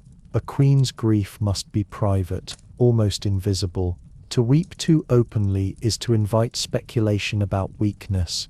To smile too soon is to seem unfeeling. The balance is delicate, and she maintains it with the same discipline she once reserved for diplomacy.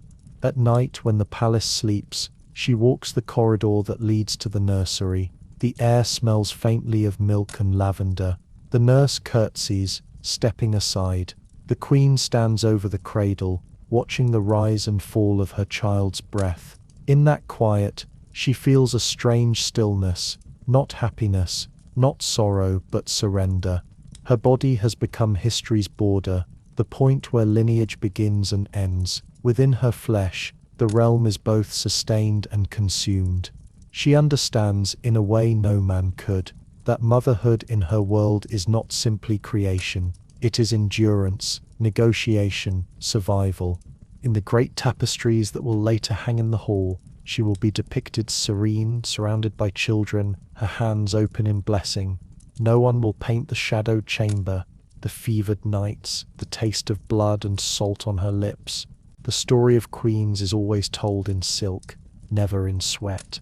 When spring finally returns, she steps outside into the courtyard. The air smells of thawed earth, the sky washed clean. Her son is carried past her by his nurse, wrapped in layers of linen and fur. He does not see her, but she watches as sunlight touches his face. A strange peace settles in her chest, not joy, not pride, but the calm of inevitability. She has given the realm what it demanded, and though her body bears the scars of its service, her soul has learned what all queens must, that power and pain are not opposites, but reflections. The birth room and the battlefield are the same place, only the weapons differ. The bells toll again at dawn, their sound heavy with the same rhythm that once celebrated her son's birth, yet now they seem to echo differently, lower, slower, as though the air itself has grown cautious. The queen walks through the cloister garden in silence. Frost lies over the grass like powdered glass, and the fountain, though thawed, flows weakly, its stream dulled by the cold. Around her, monks in black habits move like shadows, their heads bowed. They do not meet her gaze. Queens are sacred, yes, but they are also dangerous, and the church prefers its saints safely dead. She comes to the chapel each morning as custom requires. The path from the palace to the altar is short but steep, carved with cold stone steps that make her breath mist in the air. A servant walks ahead, carrying a silver candle, its flame trembling in the wind. Behind her, two ladies follow, veiled and silent. Inside, the chapel is a world apart. The smell of wax and incense seeps into the walls. Colored light filters through stained glass. Fragments of saints and angels fractured by morning sun. The great crucifix above the altar seems to lean forward slightly, as though listening. Here she becomes smaller. In the eyes of her confessors, her crown means nothing. She kneels before the confessional screen, her head bowed, her hands clasped. The priest's voice, soft and deliberate, seeps through the wooden lattice like mist through stone. "Confess, my daughter," he says, though she is older than him by years. "Speak what burdens the soul." It is never a question, always a command. She lists her sins as they expect: pride, impatience, vanity, doubt. She does not speak of envy or anger, though she feels both. Nor does she confess the deeper sins, the unspoken thoughts that pass through her mind when she lies awake, staring at the ceiling, wondering whether holiness is just another name for obedience. He listens in silence. When she finishes, he murmurs a prayer, his Latin soft as dust. "God forgives," he says. But remember, humility keeps the soul safe. Humility, the word repeats in her mind long after she rises. It sounds less like virtue and more like instruction. The church follows her everywhere. Its presence is stitched into the fabric of her days. The ringing of bells marking the hours, the prayers before meals, the crucifixes that hang in every corridor, every chamber. Even the midwives who attended her in childbirth bore small relics pinned to their sleeves, tokens of protection or control, depending on how one looked at them.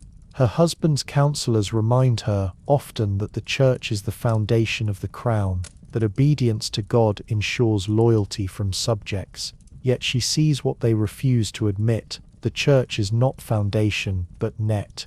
Every queen, no matter how pious, lives beneath it. Her confessor changes often, a sign of the king's distrust.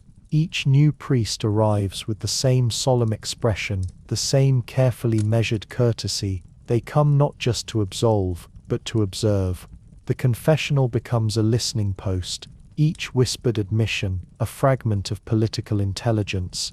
One, a pale and sharp-eyed Dominican, speaks more boldly than the rest. "Your Majesty's influence," he says, one evening after Vespers, "is a divine gift. But even gifts must be guided. The soul of a queen is not her own. It belongs to her people, her husband, her God." She nods, as expected, but inside, something tightens. The idea of ownership has followed her since childhood. First her father, then her husband, now her God, each claiming stewardship of her soul, as though it were land to be managed. When she returns to her chamber, she lights no candles. She sits in the half-dark, the crucifix above her bed, a black outline against the faint moonlight. She wonders if faith can exist without fear. The following week, a letter arrives from a bishop in the capital. A long, ornate scroll praising her devotion and reminding her that queens, as examples to the people, must guard their purity of thought as carefully as their purity of body. She reads it twice, her expression unmoving. The words feel like a veil, soft, beautiful, and suffocating. The church watches her more closely after that. Every feast, every procession, every charity is recorded by its clerks. When she kneels too long in prayer, they call her saintly. When she speaks too confidently in council, they call her proud. Either way, she remains defined by their vocabulary. At confession, she begins to experiment. She alters the order of her sins, changes the details slightly, omits or invents small things, and still the priest absolves her without question.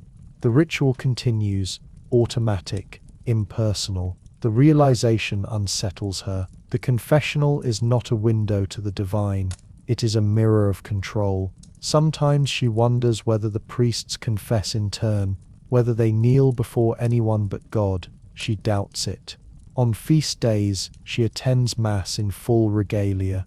The scent of incense thickens the air, mingling with the perfume of the noble women crowding the nave.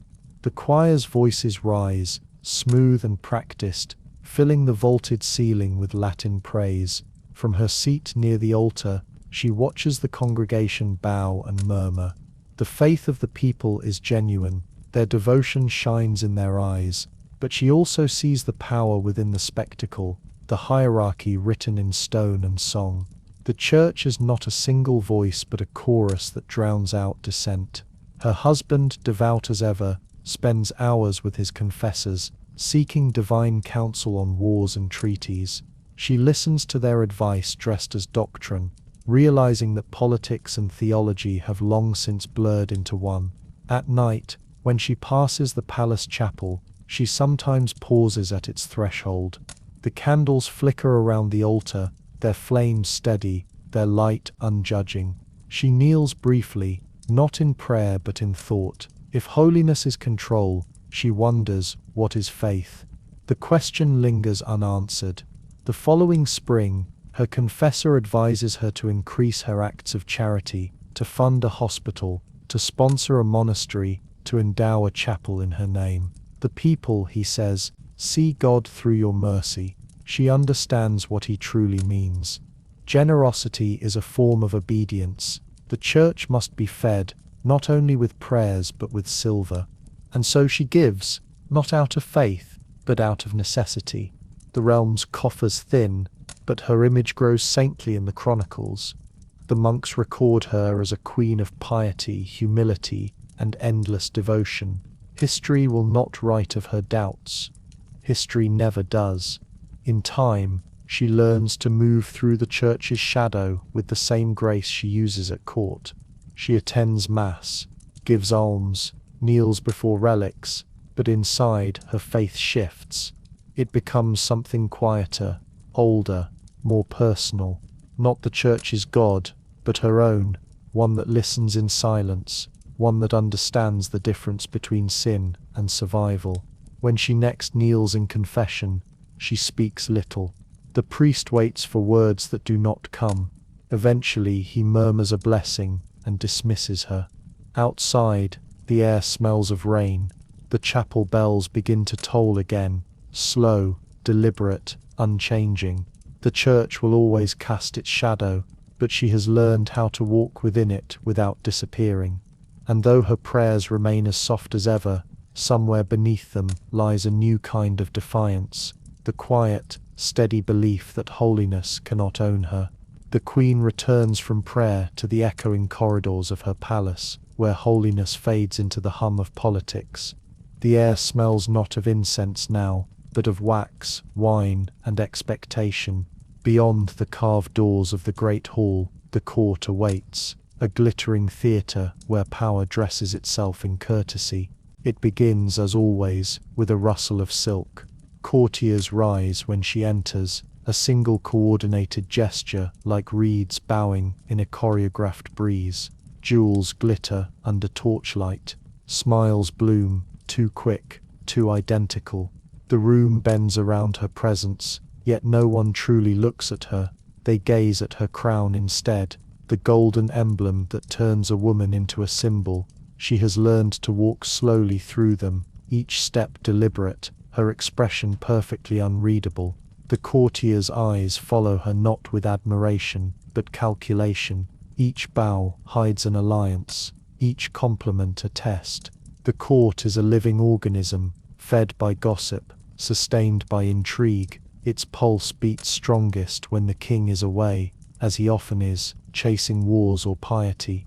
In his absence, the queen becomes both figurehead and target. Every noble family sees opportunity in her silence. Every faction imagines her favor might tilt the balance of their fortunes. She takes her seat beneath the canopy of state, the velvet heavy enough to muffle thought. The herald announces the day's petitions, border disputes, trade complaints, marriage contracts. The words drift through the air like dust. It is not the matters themselves that matter. It is who speaks first, who interrupts, who glances toward the others before doing so. Power in the medieval court is never spoken plainly. It is gestured, implied, veiled beneath courtesy. The queen watches. Once she would have believed in honesty as strength. Now she understands the opposite. In this world, to reveal truth is to lose it. So she listens to tones, to hesitations, to the rhythm of deceit that weaves through every sentence. The courtiers perform their loyalty, like actors reciting lines they no longer remember the meaning of. A count praises her charity while angling for a tax exemption. A bishop thanks her piety while gauging her reaction to rumors of heresy in the provinces. A lady-in-waiting compliments her gown while her husband whispers treachery to another noble across the hall. It is not malice, she realizes. It is survival. In the court, sincerity is a luxury no one can afford. When the council ends, the courtiers linger, the men in quiet knots of conversation, the women drifting through the chamber like scented smoke. Laughter hums through the air, light and deliberate.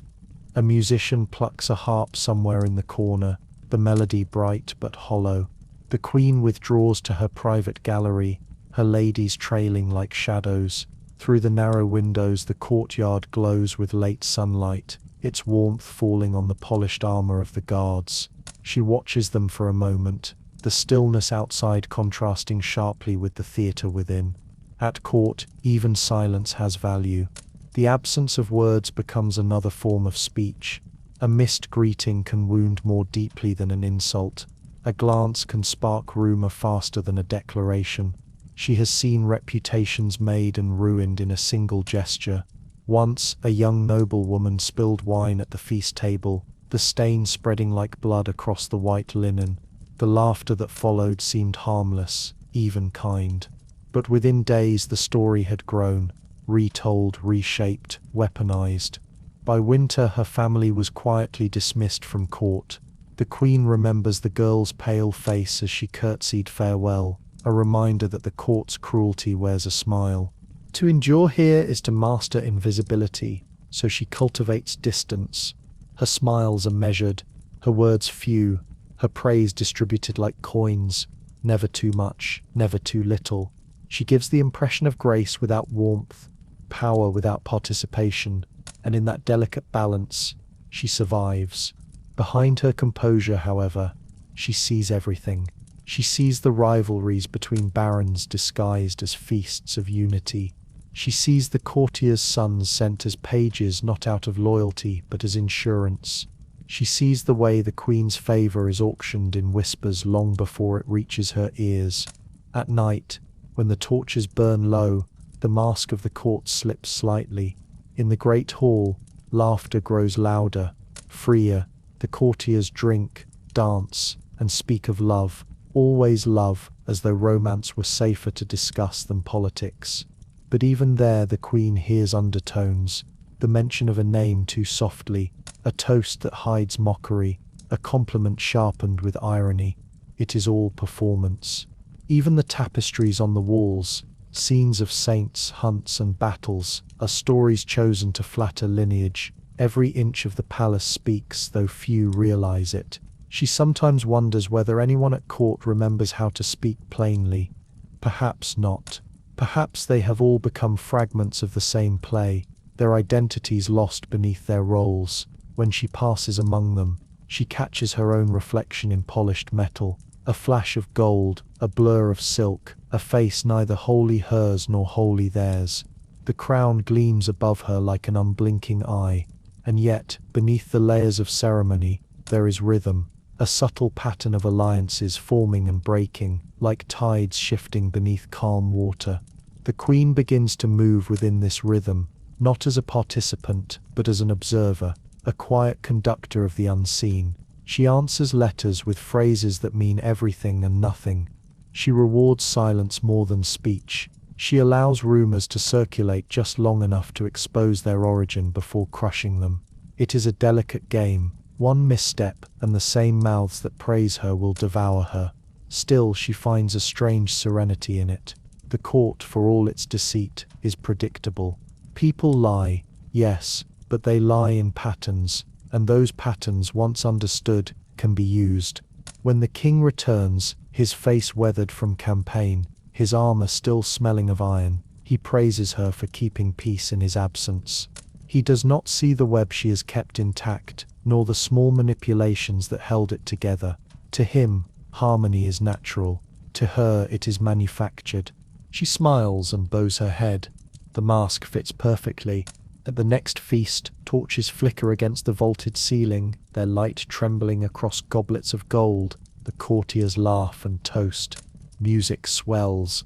The queen sits still, her gaze calm, her mind distant. Around her, the court of masks performs its endless play, actors unaware that the audience they serve is the very queen they seek to deceive. And though she never joins their laughter, she understands them now. In this world, truth is not spoken, it is navigated, and the queen, once a pawn, has learned to play the game without ever moving a piece. When the court sleeps, the queen writes. Beyond the hush of tapestries and extinguished torches, the corridors fall still. Only the faint rhythm of guards' boots echoes from the lower halls. The air tastes of wax and winter. In her private chamber, the only light comes from a single candelabrum, its flames bowing low in the draught from the window. She sits at a table of dark oak. Before her lies a sheet of parchment, pale, empty, patient. The quill hovers above it like a thought not yet spoken. The ink glistens in the well, black as midnight water. By day, her words are measured and public, each sentence polished for courtiers' ears, each letter dictated, sealed, witnessed, archived. But here in the thin silence between the chiming of hours, she writes for herself and for those who will never hear her voice. Her hand moves slowly at first, tracing the familiar flourishes of her name, the practiced grace of royal script. Then, as the candle gutters and steadies again, the words begin to flow. It is not poetry she writes, nor prayer. It is something sharper, confession disguised as correspondence. The letters begin with courtesy. They always must, to our cousin across the sea, or to the good and faithful servant in the south, or to the reverend father, whose wisdom I hold in esteem. But beneath those openings lie threads of meaning invisible to any but the intended reader. A certain phrase signals alliance, a metaphor signals danger, A passage about the weather conceals instructions for action. This she has learned is her truest language, one of veiled truths, of careful ink. In the dimness, her quill scratches softly. She writes to ambassadors who owe her favors, to abbots who remember her dowry, to noble women bound by mutual silence.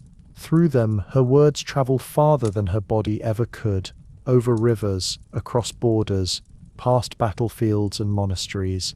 The king commands soldiers, the queen commands sentences, and in time she learns that letters move faster than armies and strike with more precision.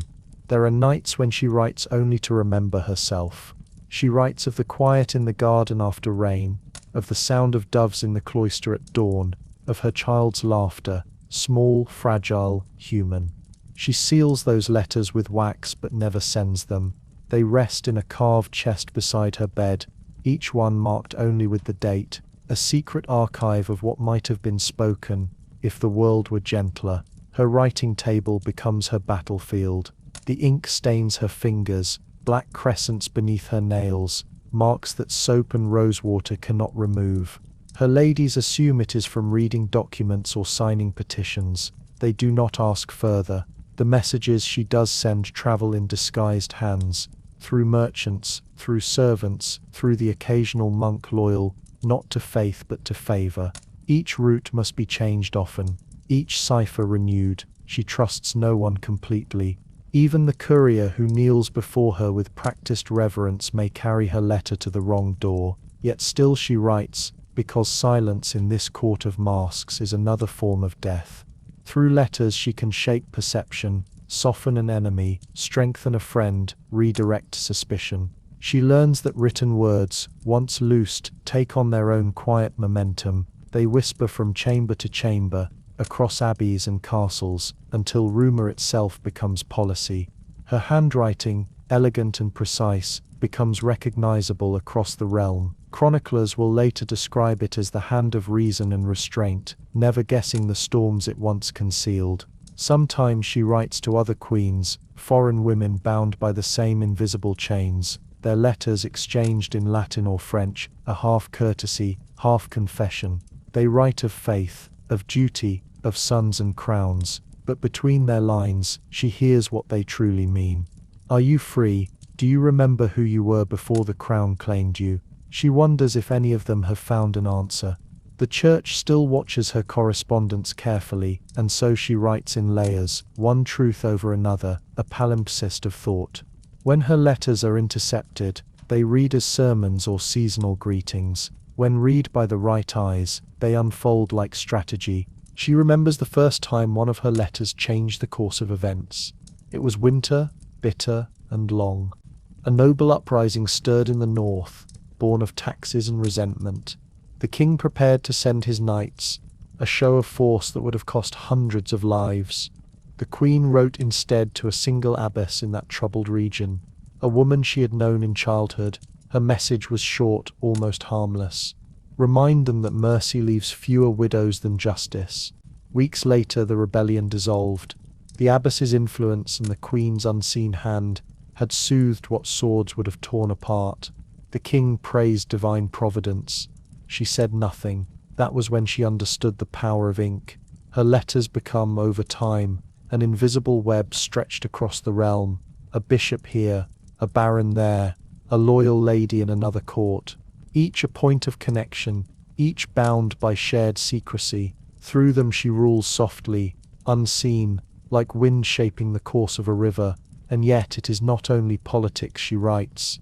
There are moments, few but genuine, when her letters touch the edge of honesty. She writes of weariness, not as complaint, but as confession to those who will understand. A crown, she once wrote to a friend, long gone from court, is not gold but gravity. It pulls the head down until the neck forgets to lift. Her friend never replied. Perhaps she could not. Perhaps the letter never reached her. But it does not matter. Writing for the queen has become its own form of breathing. Outside her window night deepens. The torches below flicker in the courtyard. The guards shift their spears. Somewhere in the distance an owl calls, its sound low and solitary. She sands the ink, seals the letter, presses her ring into the hot wax. The emblem leaves its mark, a crown above a cross, fragile proof of authority. She blows gently on the seal until it hardens. In the morning, when courtiers gather and bow, they will speak of policies and alliances, of borders and treaties. None will know that the decisions they praise have already been shaped by her hand, guided by words written in the dark. Her rebellion leaves no battlefield, no monument, no song, only parchment and ink. Fragile, flammable, immortal. Years from now, historians will read her letters and search for her emotions, her motives, her soul. They will find only restraint, as if the queen herself were still guarding her thoughts. But between the lines, in the faint curve of her script, in the pauses where sentences should have continued, the truth will remain. She ruled not through armies or decrees, but through the quiet certainty that ideas, once written, cannot be killed. And though the crown may silence her voice, her ink will continue to travel, carried by messengers, by rumor, by history itself, riding faster than soldiers ever could. It begins, as always, with music.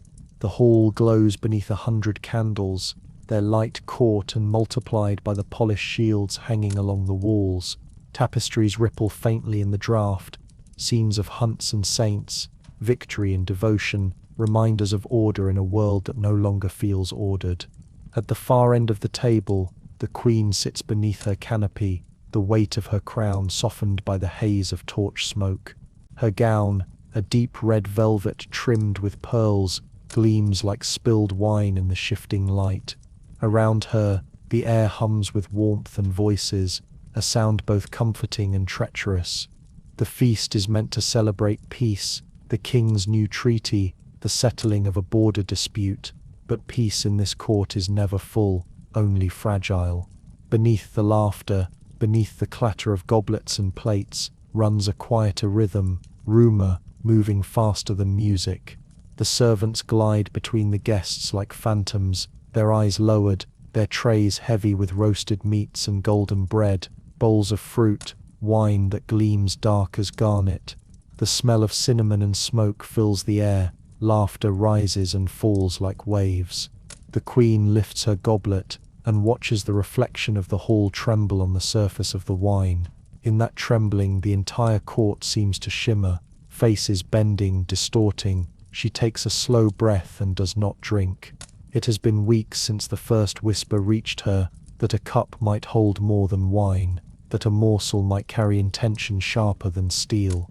The warning came not through a messenger or confessor, but through one of her own letters, returned in silence, its seal unbroken, but its parchment faintly scented with bitter almonds. The message was clear enough. Now, at every feast, she tastes the air before she tastes the food. The courtiers, unaware or pretending to be, continue their play. To the left, a bishop praises the king's wisdom in ending the war. To the right, a baron laughs too loudly at a jest that isn't funny. Across the table, a noble woman adjusts her jeweled headdress, her gaze lingering just a moment too long on the queen's cup. The queen's smile remains serene. It always does. She has learned that in this world, fear must never be visible. The same people who kneel before her by day would watch her choke by night if it meant a shift in power. She gestures to her taster, a quiet man in plain clothes, the most trusted and the most expendable. He steps forward, bows, sips from her cup, and waits. The court continues to speak, pretending not to see. After a moment he nods, and the queen lifts the goblet to her lips. The wine is warm and spiced, thick with honey, yet it tastes faintly metallic. She sets it down. The feast moves forward. Musicians play a slow tune on lutes and viols. Dancers move between tables, their steps rehearsed, their smiles fixed. Servants refill plates, bring fresh candles, sweep crumbs from the tablecloth, embroidered with her family's crest. And still, beneath the brightness, tension hums like a wire. She watches faces. The courtiers' glances dart like insects, from the king to the queen to the envoys at the lower end of the table. Words overlap, voices rise and fade. She can almost see the currents of alliance shifting, invisible but real, as surely as the smoke that curls toward the ceiling. Every gesture means something here. A raised cup, a toast, a shared dish, all can be declarations or traps. When a servant places a platter of gilded pheasant before her, the queen smiles, then gestures for another to taste it first. The courtiers murmur approval of her caution, but she can feel their curiosity tightening. Every time she pauses, they read meaning into the pause. Every taste she declines becomes a rumor before morning. Once she might have found this exhausting. Now it is her armor, for in the uncertainty she creates, she also hides. The court that watches her cannot decide if she is afraid, cunning, or both, and that doubt keeps her alive. The king seated beside her notices none of it. He is deep in talk with his lords, his laughter loud, his goblet always full. His faith in loyalty is absolute, a faith born not of ignorance but of arrogance. He believes betrayal cannot touch him because God has chosen him. The queen knows better. When the first murmur of unease ripples through the hall, it begins at the far end, a servant stumbling, a cup dropped. The sound shatters briefly through the music. Then silence follows. The servant stands frozen, pale, his eyes wide. Nothing happens. And yet for a moment, everyone holds their breath. The queen lowers her gaze to her plate, then raises it again slowly. The hall resumes its rhythm, forced and uneasy. But she feels it, that small shift in the air, the sudden fragility of every movement. Rumor has found its way back into the room. By morning, the court will whisper of poison again. They will speak of the queen's caution, of the servant's stumble, of the way she did not finish her wine. They will say she suspects everyone. They will say she knows something. They will say many things, and in their speaking, they will confirm them all. Later, when the feast ends and the last of the guests have gone, she remains seated beneath the canopy. The candles burn low. The table is a ruin of bones and spilled drink. The air smells of smoke and roses. Her taster approaches quietly. He places the empty goblet before her. "Majesty," he murmurs. "It was clean." She nods. "Tonight." He bows and retreats. She watches the dying flames, their light fading into shadow. In this room, loyalty and death have dined together too often to be distinguished. She has seen men raise toasts to those they plotted to destroy. Women smile as they traded secrets for survival. The feast, she realizes, is not merely a meal. It is a reflection of the realm itself, rich, bright, and always a little poisoned. As the candles gutter, she dips a finger into the last of her wine and traces a small mark on the tablecloth, a shape only she understands. Then she stands, the crown's shadow stretching long behind her, and leaves the hall in silence. By dawn, rumors will travel faster than any messenger. Some will say the queen refused her drink because she saw death in the cup. Others will whisper that she poured the poison herself. Both, in their own way, are true. For in this kingdom of masks and mirrors, where truth and deception share a cup, every sip is a gamble, and every survivor a conspirator. And the queen, as always, remains both host and guest at her own table of danger. The years have passed like processions, solemn, glittering, and endless. The queen no longer counts them by calendars or feast days, but by faces that have vanished. The ladies who once brushed her hair are gone, their names remembered only by the embroidery they left behind. The men who once bowed at her entrance now lie beneath stone, their coats of arms fading with the weather, and yet she remains, the foreign queen, whose voice never quite matches the music of this court. Her hair, once the color of honey, now carries threads of silver, but her posture is still perfect, her gestures still measured. She moves through corridors the way one walks through a dream, gracefully and always aware she might wake elsewhere. The court has changed around her, languages have shifted, alliances have rewritten themselves, and even the faith of the kingdom trembles on the edge of reform. But when she speaks, the syllables of her homeland still cling to her tongue, softening the edges of their words. They notice. They always notice. At council meetings, when she gives counsel to her son, now king, she sees the small flicker in the eyes of the nobles. It is not disrespect, it is remembrance. They are remembering that she was not born here, that her blood runs from rivers they've never seen, that her cradle lay under another flag. Her accent has become her crown's shadow, invisible but ever present. In her earliest years at court, she tried to bury it. She practiced the language of her adopted country until her throat ached, repeating its sharp consonants and swallowed vowels before the mirror, coached by patient priests and merciless tutors. Yet no matter how perfectly she learned their words, they carried a trace of distance, a pause too long, a softness too misplaced, a melody that belonged to another land, and so, as the years grew heavier, she stopped hiding it. If they would not forget her foreignness, she would make it a weapon. Her voice became deliberate, calm, and impossible to imitate, a rhythm that reminded them she was both inside and outside their world. Her words, when she spoke, carried the cool detachment of someone who had seen other courts, other wars, other gods. When courtiers came to flatter her, they found themselves disarmed not by her beauty, though it lingered pale and precise, but by the quiet distance in her speech. She could make a compliment sound like a question, a rebuke like a prayer, but the cost of such poise is loneliness. She no longer dreams in one language, but in fragments of both, neither home nor foreign.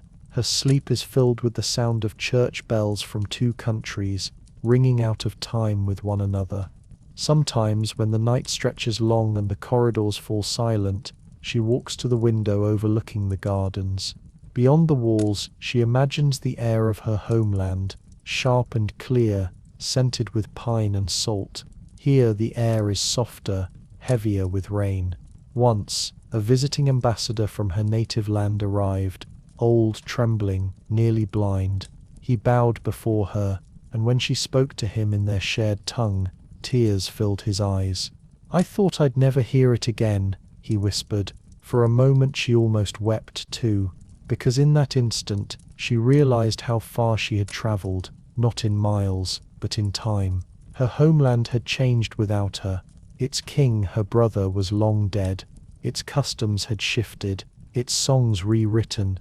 The place she remembered existed only in her voice now.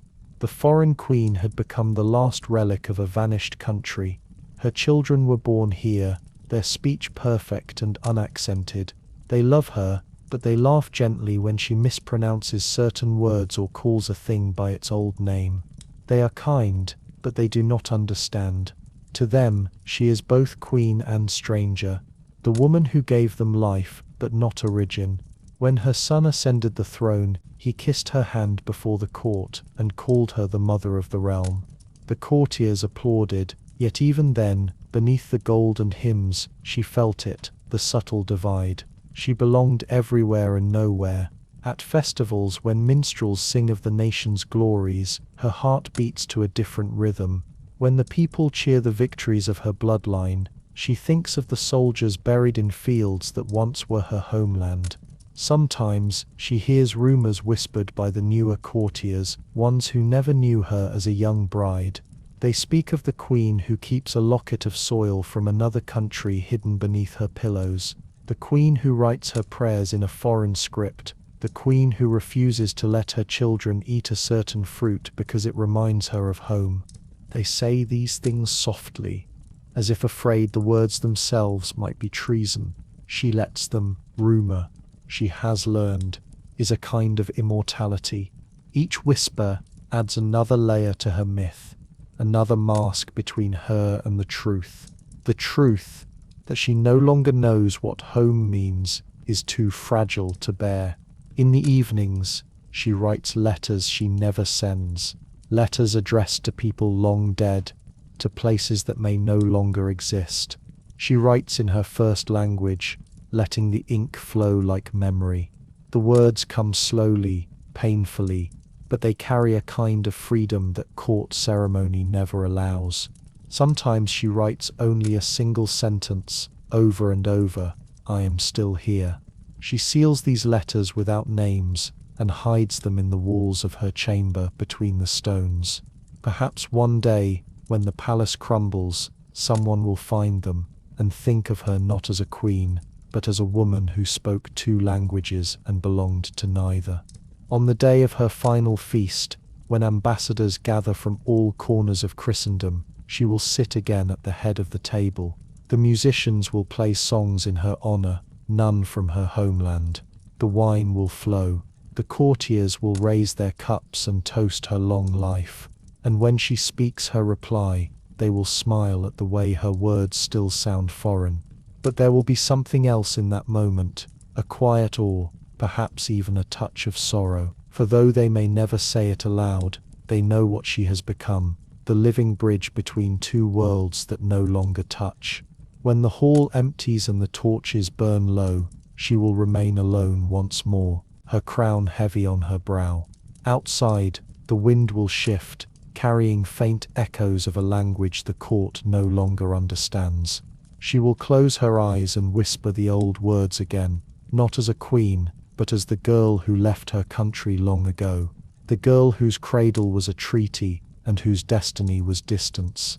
And in that whisper, soft and steady, her foreignness will no longer be shame or sorrow. It will be her final act of sovereignty, to belong nowhere, and therefore, to belong only to herself. The queen no longer needs to speak to be obeyed. It is a strange kind of dominion, quiet, invisible, impossible to name. Once her influence had been measured by proximity, how close she sat to the throne, how often her name was written beside the king's in decrees and letters. Now her power lives in the pauses between other people's words. She has learned, with slow precision, that silence echoes longer than speech. In the council chamber, she no longer interrupts.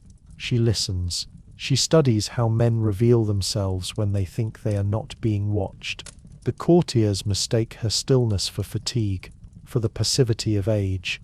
Yet, while they debate laws and alliances, she is measuring the temperature of ambition, the flicker of a hand on the table, the tightening of a jaw, the tremor in a voice that speaks too loudly. Her silence has become a mirror, and in that mirror, every man shows his truest self. Once she was the foreign bride, a symbol, a vessel, a pawn. Later, she was the mother of heirs, a body politic wrapped in velvet and duty. Now she is something else, the quiet architect of decisions that bear another's seal. The art of influence, she has discovered, is not in speaking, but in being the room's center of gravity without appearing to occupy it.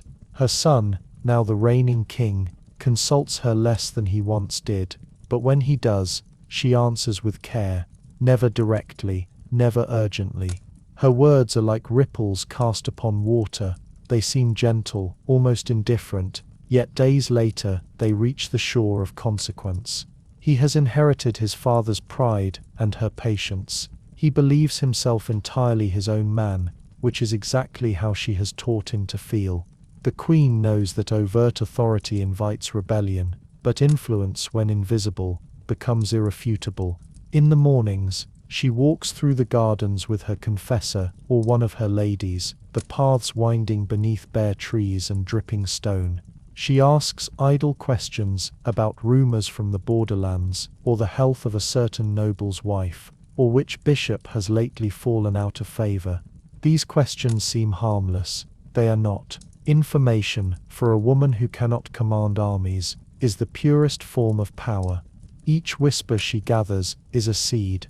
Some she plants carefully, others she lets drift into the right ears, and always she watches how they grow. In this way, she shapes the realm without touching it. When the king's advisors quarrel, she does not interfere. She waits until one of them seeks her counsel privately, as they always do, and then she offers a single ambiguous sentence, enough to soothe, but never enough to expose her stance. Her power lies in uncertainty. The less they understand her motives, the more they revere her judgment. It has taken her a lifetime to master the discipline of restraint. In her youth, she had wanted to speak, to be heard, to defend herself against the whispers that trailed her foreign birth. But words, she learned, are arrows that cannot be reclaimed. Silence, by contrast, can be shaped endlessly. Now even her silences carry intention. When she chooses not to attend a feast, courtiers wonder what it means. When she delays a letter, ambassadors grow nervous. When she smiles, faintly and without comment, rumors spread faster than any decree. Her absence has become its own language. And in a court obsessed with appearances, absence can be the loudest form of presence. The churchmen still seek her counsel. They come to her for blessing, for patronage, for comfort in their ambitions disguised as piety. She listens to them as she does everyone, patiently, with eyes lowered, hands folded. Her confessor once told her that humility is the mark of a saint. She knows better. It is the mark of survival. Through humility, she has built an invisible network.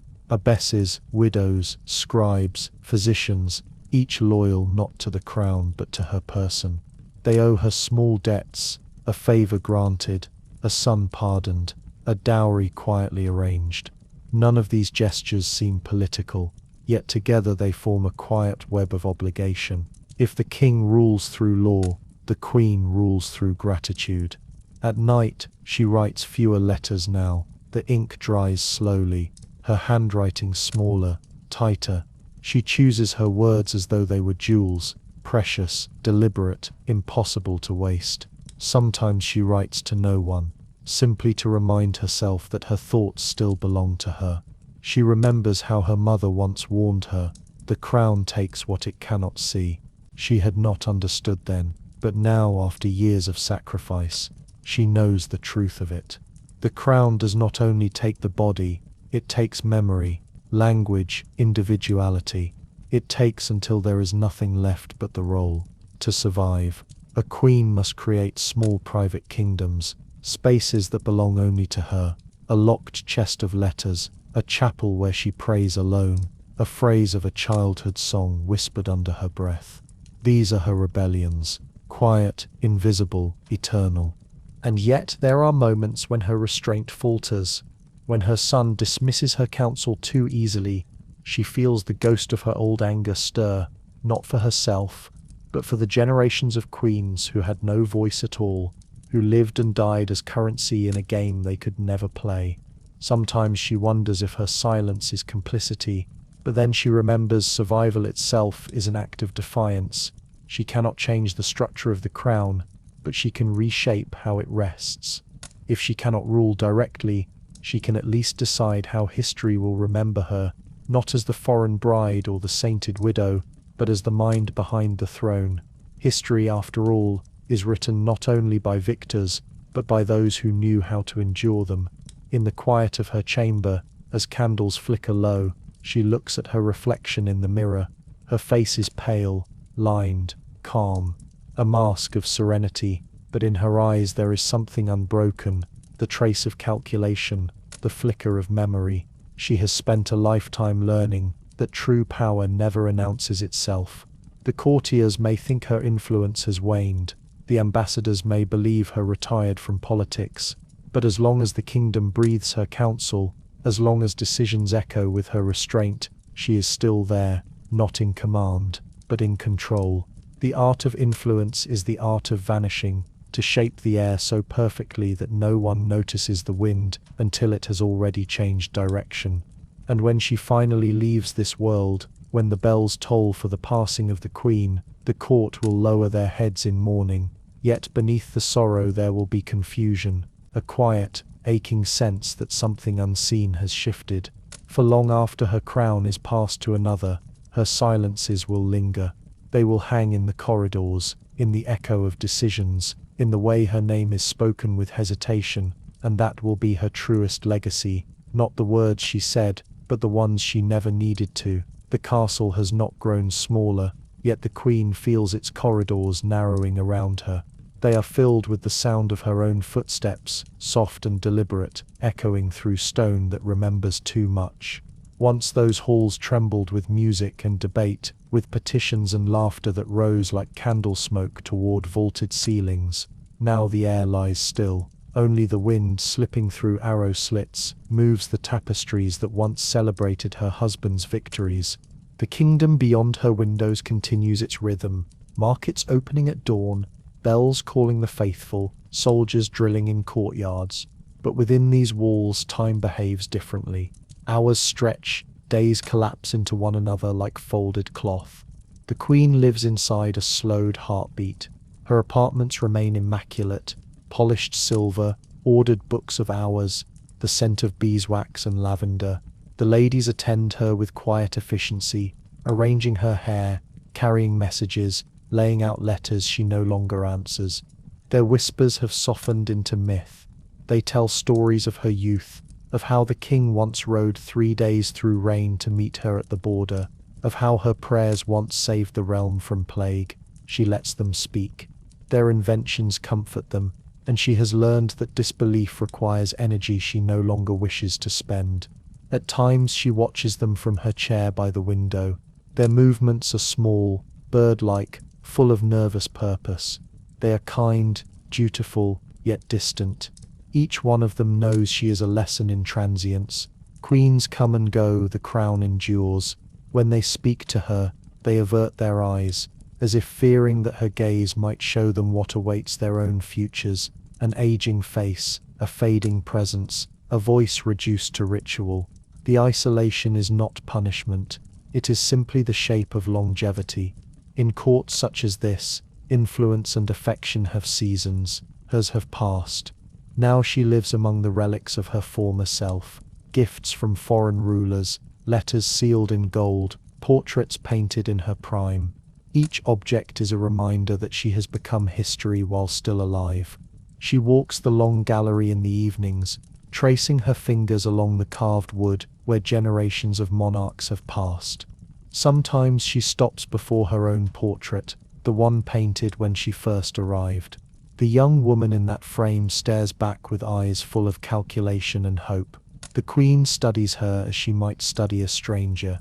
The tilt of the head, the light on the cheek, so much faith in movement, in purpose. She feels affection, but no recognition. Beyond her chamber lies the chapel, her last refuge of sound.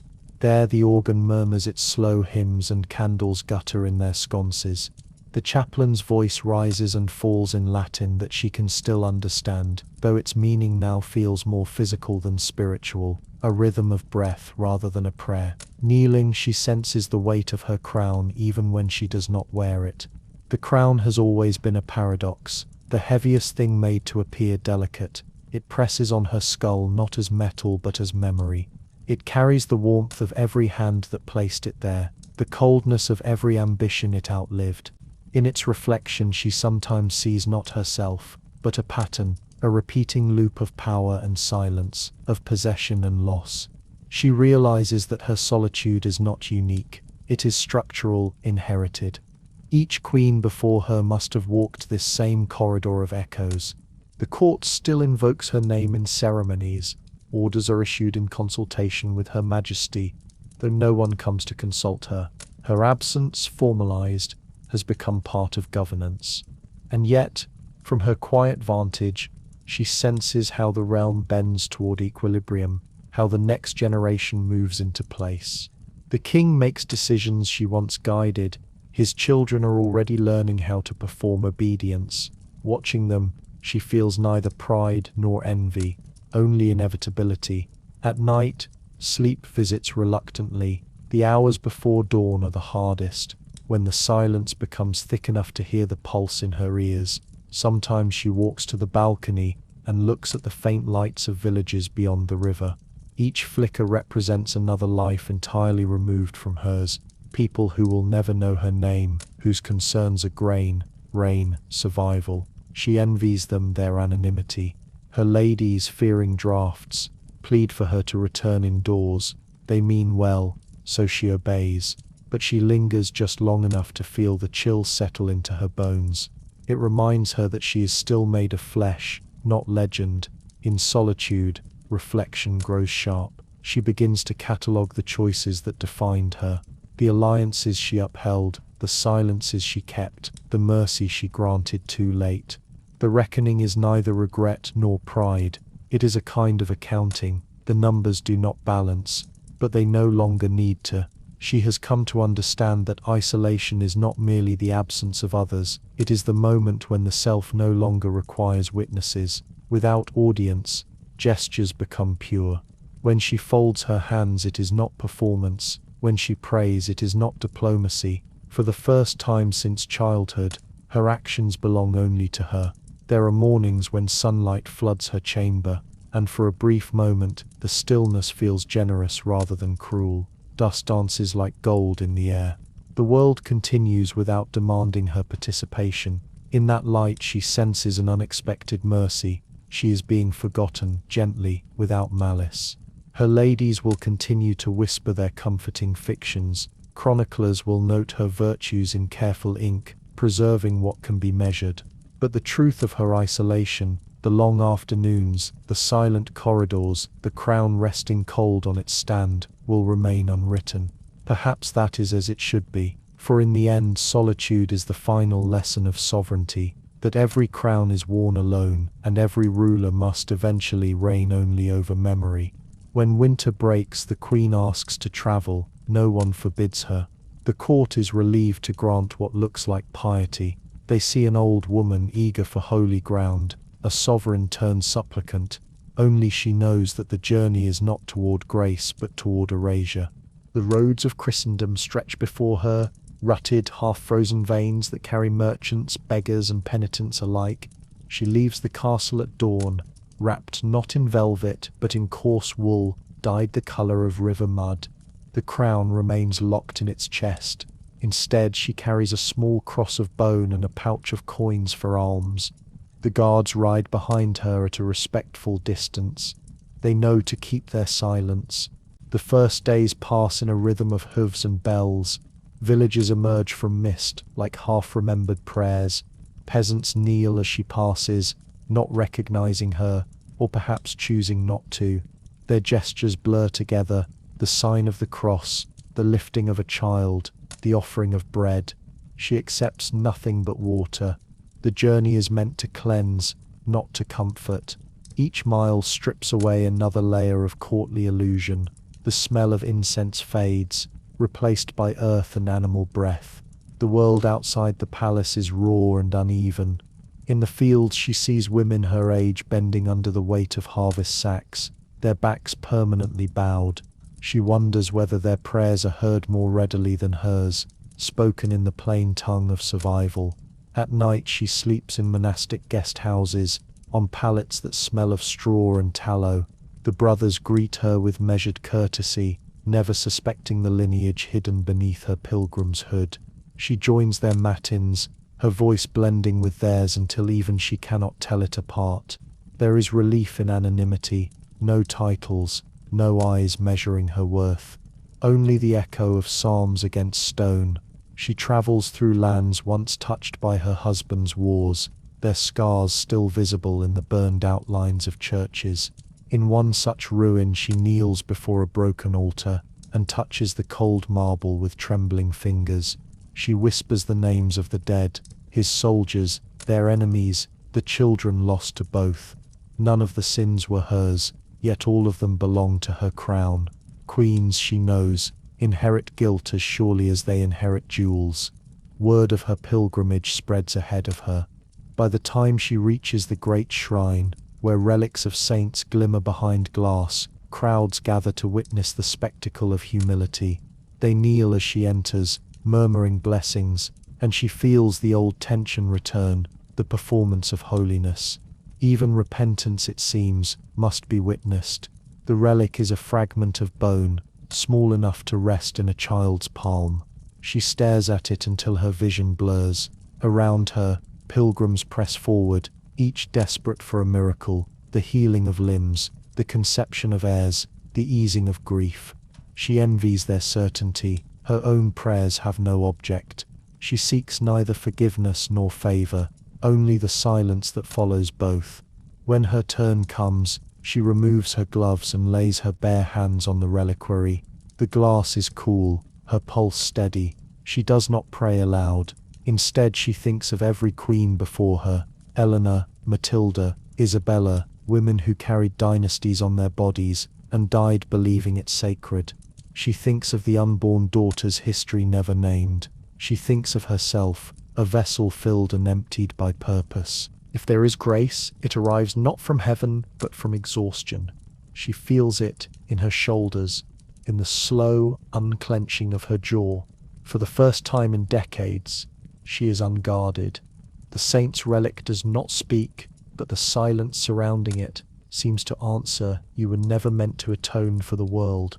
When she rises, her knees ache, but her mind is clear. She leaves an offering, a ring set with a single pearl, and walks out without looking back. Outside, the air smells of rain and iron. The crowds part for her, as if for a ghost. Her return journey is slower. Spring has begun to soften the ground, and wildflowers break through the frost. She stops at lesser shrines, at wayside crosses tilted with age. Sometimes she sits beside the road while her attendants sleep and watches the moon climb over distant fields. The world feels vast, ungovernable, mercifully indifferent. In one village she encounters a procession of local women carrying candles for a feast day. They invite her to join, not knowing who she is. She takes a candle and walks with them through the narrow lanes, the wax dripping onto her fingers.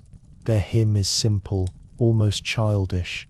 She hums along until the melody becomes memory. For a fleeting moment, she is no one. When she finally returns to her castle, weeks later, the courtiers line the steps to greet her. Trumpets sound, the spectacle resumes, yet the queen feels detached, as though she is watching her own entrance from afar. The walls that once imprisoned her now seem hollow, stripped of power. In her chamber, she removes the pilgrim's cloak and folds it carefully beside the crown. Both are symbols, both are burdens. Between them lies the truth of her existence. That night she sleeps without dreams. In the quiet before dawn, she wakes to the sound of rain against the shutters and realizes that the penance she sought was never about forgiveness. It was about remembering that beneath the embroidery and the duty, she has always been human, and in that realization, the queen feels lighter, not redeemed, perhaps, but released. The bells toll long before dawn. Each peal rolls through the castle like a tremor, shaking dust from the rafters and waking the city below. They toll not for victory, not for birth, but for the death of a king.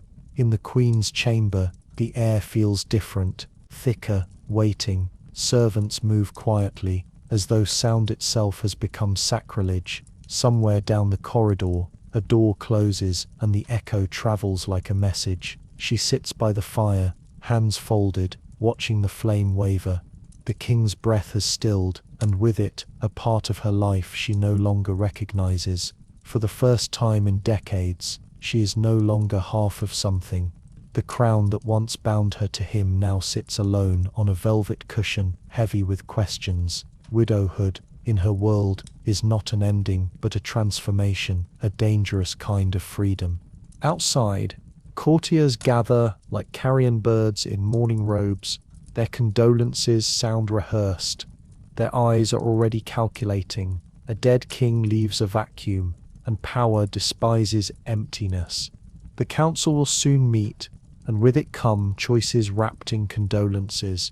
Some will urge her to retreat to a convent, to become a holy widow in prayer. Others will flatter her into serving as regent for a child king. Each proposal hides an agenda. She knows this ritual well. She has seen it play out at other courts. The moment when a queen becomes a liability or a weapon. The moment when the memory of a king becomes currency. The widow's throne is not made of gold. It is made of glass, transparent and fragile. In the great hall, tapestries hang still. The throne stands empty, draped in black. She stands beside it, her presence both symbolic and unsettling. The courtiers bow deeper now, uncertain how to address her. Is she still your majesty, or merely the dowager queen? Her title, like her future, hangs suspended. For the first few days, she speaks little. Her voice would echo too easily in rooms still haunted by his. Instead, she observes the alliances forming in corners, the whispered calculations. Power moves quickly in grief's disguise. The chamberlain begins counting jewels. The treasurer seals coffers. Ambassadors send coded letters abroad. Even mourning is measured by protocol. At night she walks the corridors alone. The silence is not peace but vigilance. She can feel the walls breathing with memory, the echo of the king's footsteps, the soft murmur of his counsels. Yet beneath the ache lies something unfamiliar, the faint pulse of freedom. For the first time, she answers to no one, no husband, no father, no confessor demanding her obedience. Her ladies-in-waiting notice the change. She rises earlier, dismisses the gilded gowns, and takes her meals in solitude.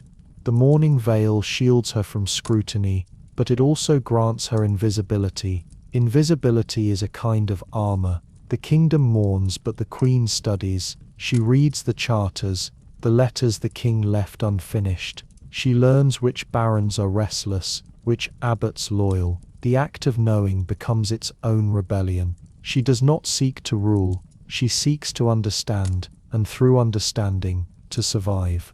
In the chapel, she kneels before the effigy of her husband, already carved in alabaster, though his body lies unburied. His stone eyes stare upward toward salvation, unseeing. She wonders whether his soul carries the weight of the wars, the executions, the decisions she once endorsed in silence.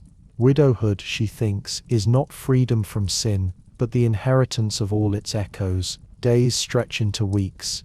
The council convenes. The new heir is young, too young to grasp the machinery of kingship. They ask her to remain as advisor, to lend her name to the regency until the boy matures. It is both a compliment and a trap. She accepts with practiced humility, her hands clasped in apparent submission. The widow's throne, she realizes, may be the most powerful seat she has ever occupied. Behind closed doors, her influence becomes subtle, invisible. She speaks rarely, and when she does, her words appear harmless, suggestions draped in piety. But ministers begin to echo her phrasing. Letters bear her tone. Her restraint becomes strategy. The church watches her closely. A queen without a husband unsettles their order. They urge her toward repentance, toward retirement, into a convent where widows can fade gracefully into sanctity. She listens to their sermons, nods politely, and does nothing. Her prayers remain private, her silence unassailable. In a world ruled by men, silence is the only voice a woman can wield without permission. Yet isolation deepens. At night, she dreams of corridors closing in, of crowns melting into shadow. Her attendants whisper that she has grown spectral, her presence both regal and unreachable. Power, once shared, now coils inward. Freedom begins to taste like exile. Still, there are moments of strange peace. She rides again, something she had not done in years, through the fields where spring begins to stir. Peasants bow as she passes, not out of duty but recognition. To them, she is still the queen. Her authority, divorced from the king's shadow, feels purer, more elemental. It is no longer about command, but about endurance. In the evenings she writes letters to no one, pages filled with reflections, prayers, half-remembered dreams. Perhaps someday a chronicler will find them, mistake them for strategy, but they are only fragments of a woman relearning herself, after a lifetime of being defined by another's reign. When she finally visits the king's tomb, months later, she brings no retinue. The crypt is cold, lined with candlelight. She kneels beside the sarcophagus, and places her gloved hand on the marble. "It is done," she whispers, not to him, but to history. The widow's throne remains hers for as long as she dares to hold it. Every decision she makes now echoes further than before. Each act of restraint becomes legacy. She governs not through decree, but through memory, reminding those around her that she too was once the beating heart of the crown. And when she retires at last to her private chamber, the mourning veil folded away, she stands before the mirror and sees not the queen, not the wife, but the survivor. The woman who learned that power, once tethered to love and duty, can outlive both. The crown does not vanish when the boy ascends, it only changes hands. In the great hall beneath banners, still heavy with mourning dust, a child takes the oath of kingship. His small voice trembles under the vaulted ceiling, swallowed by ceremony. He swears to rule with justice, to defend the realm, to honor God and law. The words are written centuries before his birth, and he recites them like a prayer he does not yet understand. At his side stands the queen, veiled still in the grey of widowhood. She does not speak, but every eye is fixed upon her. To the court, to the council, to the world beyond the castle walls, she is the regent, neither sovereign nor subject, the breath that keeps the throne alive, until the child can truly bear its weight. The title is both shield and snare. It grants her authority and takes it away in the same gesture. A woman's power must always be borrowed, never owned. The coronation ends, but the kingdom does not rest. A boy king invites temptation. Nobles whisper, alliances shift, and rival claimants rise from old bloodlines like ghosts. The queen knows what must be done, stability at any cost. The Regency Council meets daily beneath frescoes of saints who never ruled anything more complicated than their own virtue. The air is thick with incense and calculation. She listens, her face a calm surface over deep water. Her son sits beside her on a throne too large for his frame, his feet not yet touching the step below. He tries to follow the debates, his brow furrowing at words like levy and tithe, vassal and truce. When confusion clouds his eyes, he looks to her. She gives no command, only a glance, slight, imperceptible to most, and the boy straightens, as though her will has passed into him. The lords notice. They begin to speak less to the child, and more to the woman behind him. And so begins the quiet reign of the regent. Her signature flows beside the king's, her seal pressed into wax with a practiced firmness. Letters are dispatched in his name but written in her voice. Ambassadors return from foreign courts, describing the wisdom of the boy's mother. Some say she is the true monarch. Others whisper that she holds her son captive within maternal affection. Both are true, and neither. In council she speaks rarely, but when she does her words settle like dust, soft, inevitable, impossible to sweep away. She understands that power does not need to shout. It needs only to endure. Her patience becomes legend, her silence, strategy. She rewards loyalty with presence, punishes deceit with distance. Even the boldest duke fears the moment her gaze passes over him without recognition. Yet beneath the discipline lies a quieter struggle. Every decision that strengthens her rule weakens her child's independence. He grows restless, as sons do. He begins to question her counsel, to yearn for his own command. She watches him practice speeches in the mirror, mimicking the confidence he has not yet earned. In his ambition, she sees her husband's shadow, the same hunger for dominion, the same disregard for patience. It frightens her more than rebellion. In private she tries to speak to him not as queen but as mother. Her tone softens, her words seek the boy she once held in her arms, but the crown has already begun to shape him. He listens with politeness that feels rehearsed. His eyes no longer seek approval, only acknowledgement. The kingdom is becoming his inheritance, and she is its temporary custodian, an obstacle draped in affection. Still she endures. To love a son who will one day replace you is the final lesson of queenship. She ensures his education, summons scholars and knights, arranges alliances that will secure his reign. Every piece she moves on the board ensures his future, and erases her own. The court calls her the mother of stability.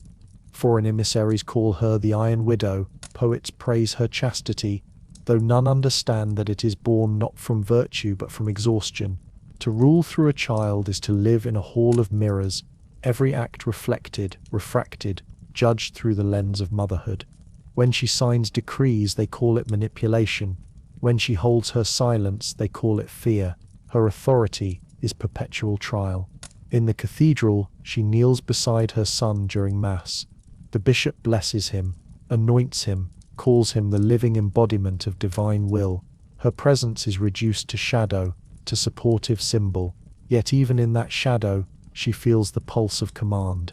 The kingdom moves according to her rhythm, the harvests taxed as she decrees, the armies stationed where she directs.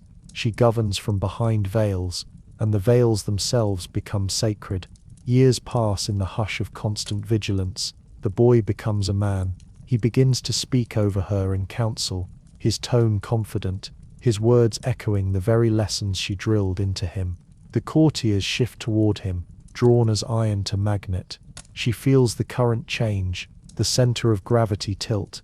This is how regencies end, not with rebellion, but with inevitability. The pupil outgrows the tutor, and the tutor must fade without protest. She begins to withdraw, gracefully. Her appearances become rarer, her voice quieter. She moves her chambers to a smaller wing of the palace, one overlooking the cloister gardens. From her window, she watches her son receive ambassadors, command soldiers, bless festivals. He carries himself with assurance. The court calls him strong, she calls him prepared. Yet in the stillness of her retreat, she feels a strange ache, a hollow where duty once lived. The regent's burden, it seems, does not lift when power passes on. It lingers in the bones, in the habit of vigilance. Even as freedom beckons, she cannot forget the rhythm of governance, the pulse of responsibility. Power leaves its residue. At night she dreams of the early years of the child asleep on her lap, of tiny fingers grasping the edge of her veil. She wonders whether he will remember her not as ruler or teacher, but simply as mother. History rarely allows such tenderness. When the court finally proclaims her regency ended, the proclamation is read aloud in the same hall where her husband once died. The bells toll again, softer this time, ceremonial rather than mournful. She stands beside her son as he addresses the realm. His words are confident, rehearsed, noble. He promises justice, peace, continuity. As he speaks, he glances at her once briefly, almost imperceptibly, and she sees in that moment all the years distilled into gratitude and distance. When it is done, the realm bows to him. The queen steps back, unseen, unneeded, unthanked, and yet, in her withdrawal, there is triumph. The boy is king, the kingdom endures, the regent's burden has been fulfilled. That night, she removes the last of her mourning veils and folds them away. The silence that fills her chamber is not emptiness but peace, the peace of a woman who has carried a crown too long and can finally set it down. Her rule, half seen and half feared, dissolves into history. But history will remember the years of calm, the seasons of plenty, the wars averted by unseen hands. It will remember stability without ever naming its source. And that, she thinks, is the true mark of mastery. To rule so completely that the world forgets you ever ruled at all. The centuries move like a slow tide, washing over stone, parchment, and memory. What was once a kingdom alive with her name now breathes in silence. The halls where she once ruled are colder, the portraits darker, the scent of incense replaced by the dust of centuries. Her throne, her seals, her jewels, all survive in fragments. Yet the woman herself, the queen who once carried the realm on her shoulders, has become a whisper. The scholars write of kings, of wars, of treaties signed and battles lost. They measure time in reigns, not in hearts. Her name appears in the margins, the queen consort, the regent, the dowager, a passing reference, an afterthought. Her letters, once weighty with intent, now lie in archives, where hands no longer touch the ink. The words that once governed men's lives, now sleep beneath brittle seals. In the royal gallery her portrait still hangs, though few notice it. The paint has dulled to shadowed hues. The gilded frame, once radiant, has tarnished with the slow breath of centuries. Candle smoke and dust have softened her features until they are nearly indistinguishable from the background. Yet the eyes remain. They follow, faintly luminous beneath the varnish, a gaze that refuses to yield entirely to time. Visitors pass through the gallery, pausing before the kings, their armor, their victories, their grand gestures frozen in oil. They glance at her image only briefly, mistaking her for one of many forgotten wives. No plaque names her deeds, no inscription recalls her patience or her governance. But the light that filters through the old lidded windows catches her eyes at certain hours, dawn, dusk, those thin moments between sleep and waking, and for an instant she seems to live again. Some say the portrait was painted after her death, an idealized likeness drawn from memory. Others claim it was retouched during later reigns, her expression softened to fit the piety expected of queens long gone. The truth is lost, as most truths eventually are. Yet her presence endures in pigment and brushstroke, not as flesh but as atmosphere. The faint impression of a mind that once understood power more intimately than those who wielded it with noise. The tapestries that once depicted her coronation still hang in distant castles, their threads loosened, colors muted to grey. The embroidery of her crown, her robes, her son beside her, all fading into abstraction. In the dim light she could be any woman, mother, saint, shadow. Yet the woven gaze remains, its eyes meeting the viewers with that same calm authority, that same quiet endurance that once silenced councils. Time frays the fabric, but cannot erase the impression. In monastic libraries, monks once copied her correspondence for record, her decrees, her letters of diplomacy, her prayers written in the last years of solitude. Some of those manuscripts survive, though moth-eaten and water-stained. The ink, faded to a soft brown, still carries traces of her hand, a small flourish, a deliberate pressure where her quill lingered. Even her pauses seem deliberate, as if she knew posterity would one day lean close to read them. The archivists call her handwriting elegant but severe. They do not know it was the only place she ever spoke without permission. Outside the archives, the world she shaped has changed beyond recognition. The borders she defended have shifted. The castles she restored crumble into ruin. The rivers have changed their course. The faith that governed her every hour has lost its hold on the hearts of men. Yet beneath all this transformation, her influence lingers, unseen, uncredited, like the foundation stones buried under newer walls. History forgets faces, not consequences. From time to time, historians rediscover her. They give lectures, publish treatises, write titles that begin with the forgotten queen. They analyze her regency, debate her motives, speculate about her loneliness. They try to draw conclusions from the silence she left behind, mistaking restraint for mystery. None can quite capture her. She slips through language as she once slipped through politics, always present, never entirely revealed. And yet in moments the centuries feel thin. A scholar working late at a candlelit desk lifts her portrait from a dusty shelf and catches those painted eyes under the flame's flicker. He feels for a heartbeat that she is watching, not accusingly, not sadly, simply watching. The gaze of someone who has seen the rise and fall of empires, who understands that power, like life, is only ever borrowed. Some believe her ghost still moves through the old palace corridors when the night wind hums through broken panes. They say she visits the chapel, kneels before the tombs of those she once ruled beside. Others dismiss it as superstition, the mind's need to give voice to emptiness. But those who have felt it, that still watchful presence, describe not fear but calm, a reminder that even forgotten lives leave echoes that outlast monuments. In one surviving tapestry, now kept in a museum, her image faces slightly away, turned toward a window embroidered in gold thread.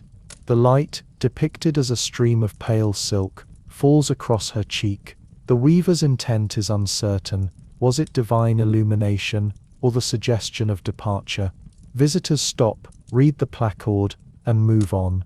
Few realize that they are looking at a self-portrait of time itself, a queen dissolving into myth. The modern restorers debate whether to clean the varnish, to brighten her colors, to bring her back into view, yet something in the fading feels truer than restoration ever could. Her power was never meant to blaze, it was meant to endure quietly, to survive in the spaces between remembrance and oblivion.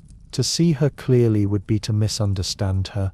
The blur, the patina, the distance, these are her final garments. And so she remains, a suggestion in shadow, a breath trapped in canvas.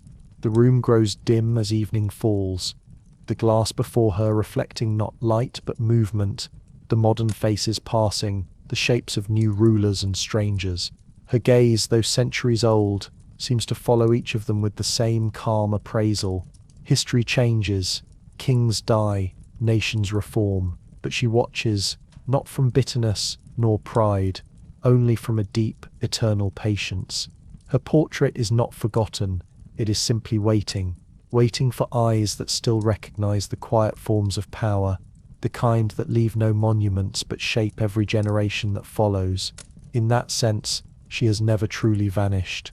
The dust that dulls her colors is only another layer of time's gold, the crown she wears now, invisible but enduring.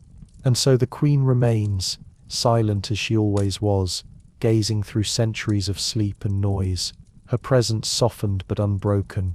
The world may forget her name, but a stillness endures, a calm pulse beneath history's restless surface, a reminder that even the forgotten are never truly gone. Time has a strange mercy, it erases the noise but leaves behind the echo. Centuries pass, and the names of kings fill pages, their words recorded, their decrees preserved. But a story, the Queen's story, does not survive in proclamations or speeches, it survives in pauses, in the spaces between sentences, in the stillness that history never learned to read.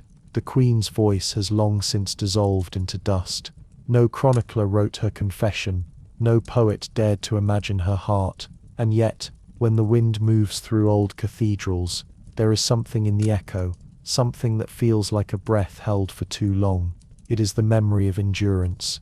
The crown she wore was not of gold but of silence, a silence so deep it became immortal. They called her queen, but the word never fit her entirely. She was not simply a consort or regent, nor merely a name beside a king's. She was an idea, a vessel for every sacrifice required to keep kingdoms standing. Her smile was diplomacy, her tears were policy, her quiet compliance was the architecture of power itself. In her silence, she became a language, one that spoke of resilience when words could not be trusted. History remembers men for their noise, their wars, their speeches, their victories carved into stone. But her greatness existed in what could not be seen. She was the pause in the council chamber, before a decision that changed nations. She was the unseen hand guiding alliances with a glance instead of a decree. She was the moment of calm between storms, the breath before destiny moved forward again. They will tell you she was obedient, they will tell you she was patient, but they will not tell you what patience cost her. Behind every royal decree that bore her husband's seal, there was her shadow, reading, interpreting, reshaping. Behind every heir's birth, there was her endurance, the knowledge that her worth depended on the survival of others. And behind every prayer whispered in candlelight, there was her unspoken truth that she understood more than anyone, yet could say nothing.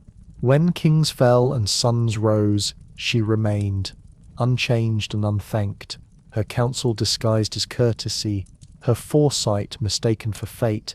Even when she ruled in her own right, the scribes called it providence, not skill. They wrote of her piety, not her precision.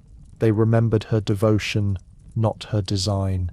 And yet, history cannot erase her completely, because silence leaves marks too. The letters she never sent, the tears she never allowed to fall, the decisions she never received credit for.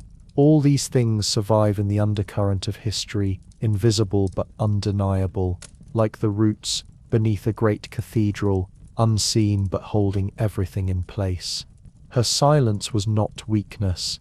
It was a form of mastery, a strategy forged in a world that would not listen to her voice. Where kings roared, she waited. Where nobles plotted, she observed. Where priests preached submission, she practiced survival. Her silence became a mirror to those who underestimated her. It reflected their noise, their vanity, their blindness. And through that reflection, she ruled without appearing to rule. That is why, even now, her power lingers in ways no crown ever could. They crowned her with gold once, heavy, glittering, suffocating. But it was her invisible crown, her eternal one, that truly defined her, the crown of restraint, patience, and quiet defiance. The crown she never took off, even in death. In the centuries that followed, her name blurred. Historians merged her with others, portraits mislabeled, her tomb unvisited. But silence does not die. It transforms. It becomes legend, then myth, then something even greater, truth disguised as eternity. Every queen who came after her, knowingly or not, inherited that invisible crown. The calm smile during betrayal, the quiet endurance during loss, the grace to continue when the world demanded surrender. That was her legacy, not written, but lived through those who understood that power is not always loud. In the modern age, her story flickers again. Historians rediscover fragments, a letter, a diary line, a tapestry corner, with her name embroidered in fading thread. And though they can never hear her voice, they begin to sense its rhythm, that heartbeat of resolve beneath every delicate word. She endured what no man of her time could have endured, the constant performance of loyalty in a world built to deny her voice. Her silence was not submission, it was structure. Without it, the crown itself would have crumbled. And so, when we remember her now, it is not through statues or songs, but through something quieter. A feeling, a presence, an understanding that some forms of strength are meant to be invisible. She is there, in every woman who stands poised before power and does not flinch, in every choice made without applause, in every moment of grace under the weight of expectation. Her silence was not the end of her story, it was the beginning of all those who came after.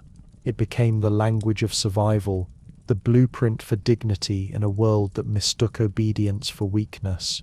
The golden crown may have belonged to kings, but the eternal crown, the one made of silence, endurance, and unseen influence, that belonged to her. Now, when the last light of evening falls on her faded portrait, the silence around her feels holy, not empty, not forgotten, but full of everything she could not say, and everything she became by not saying it. And in that quiet, you realize, she never disappeared. She only learned how to last.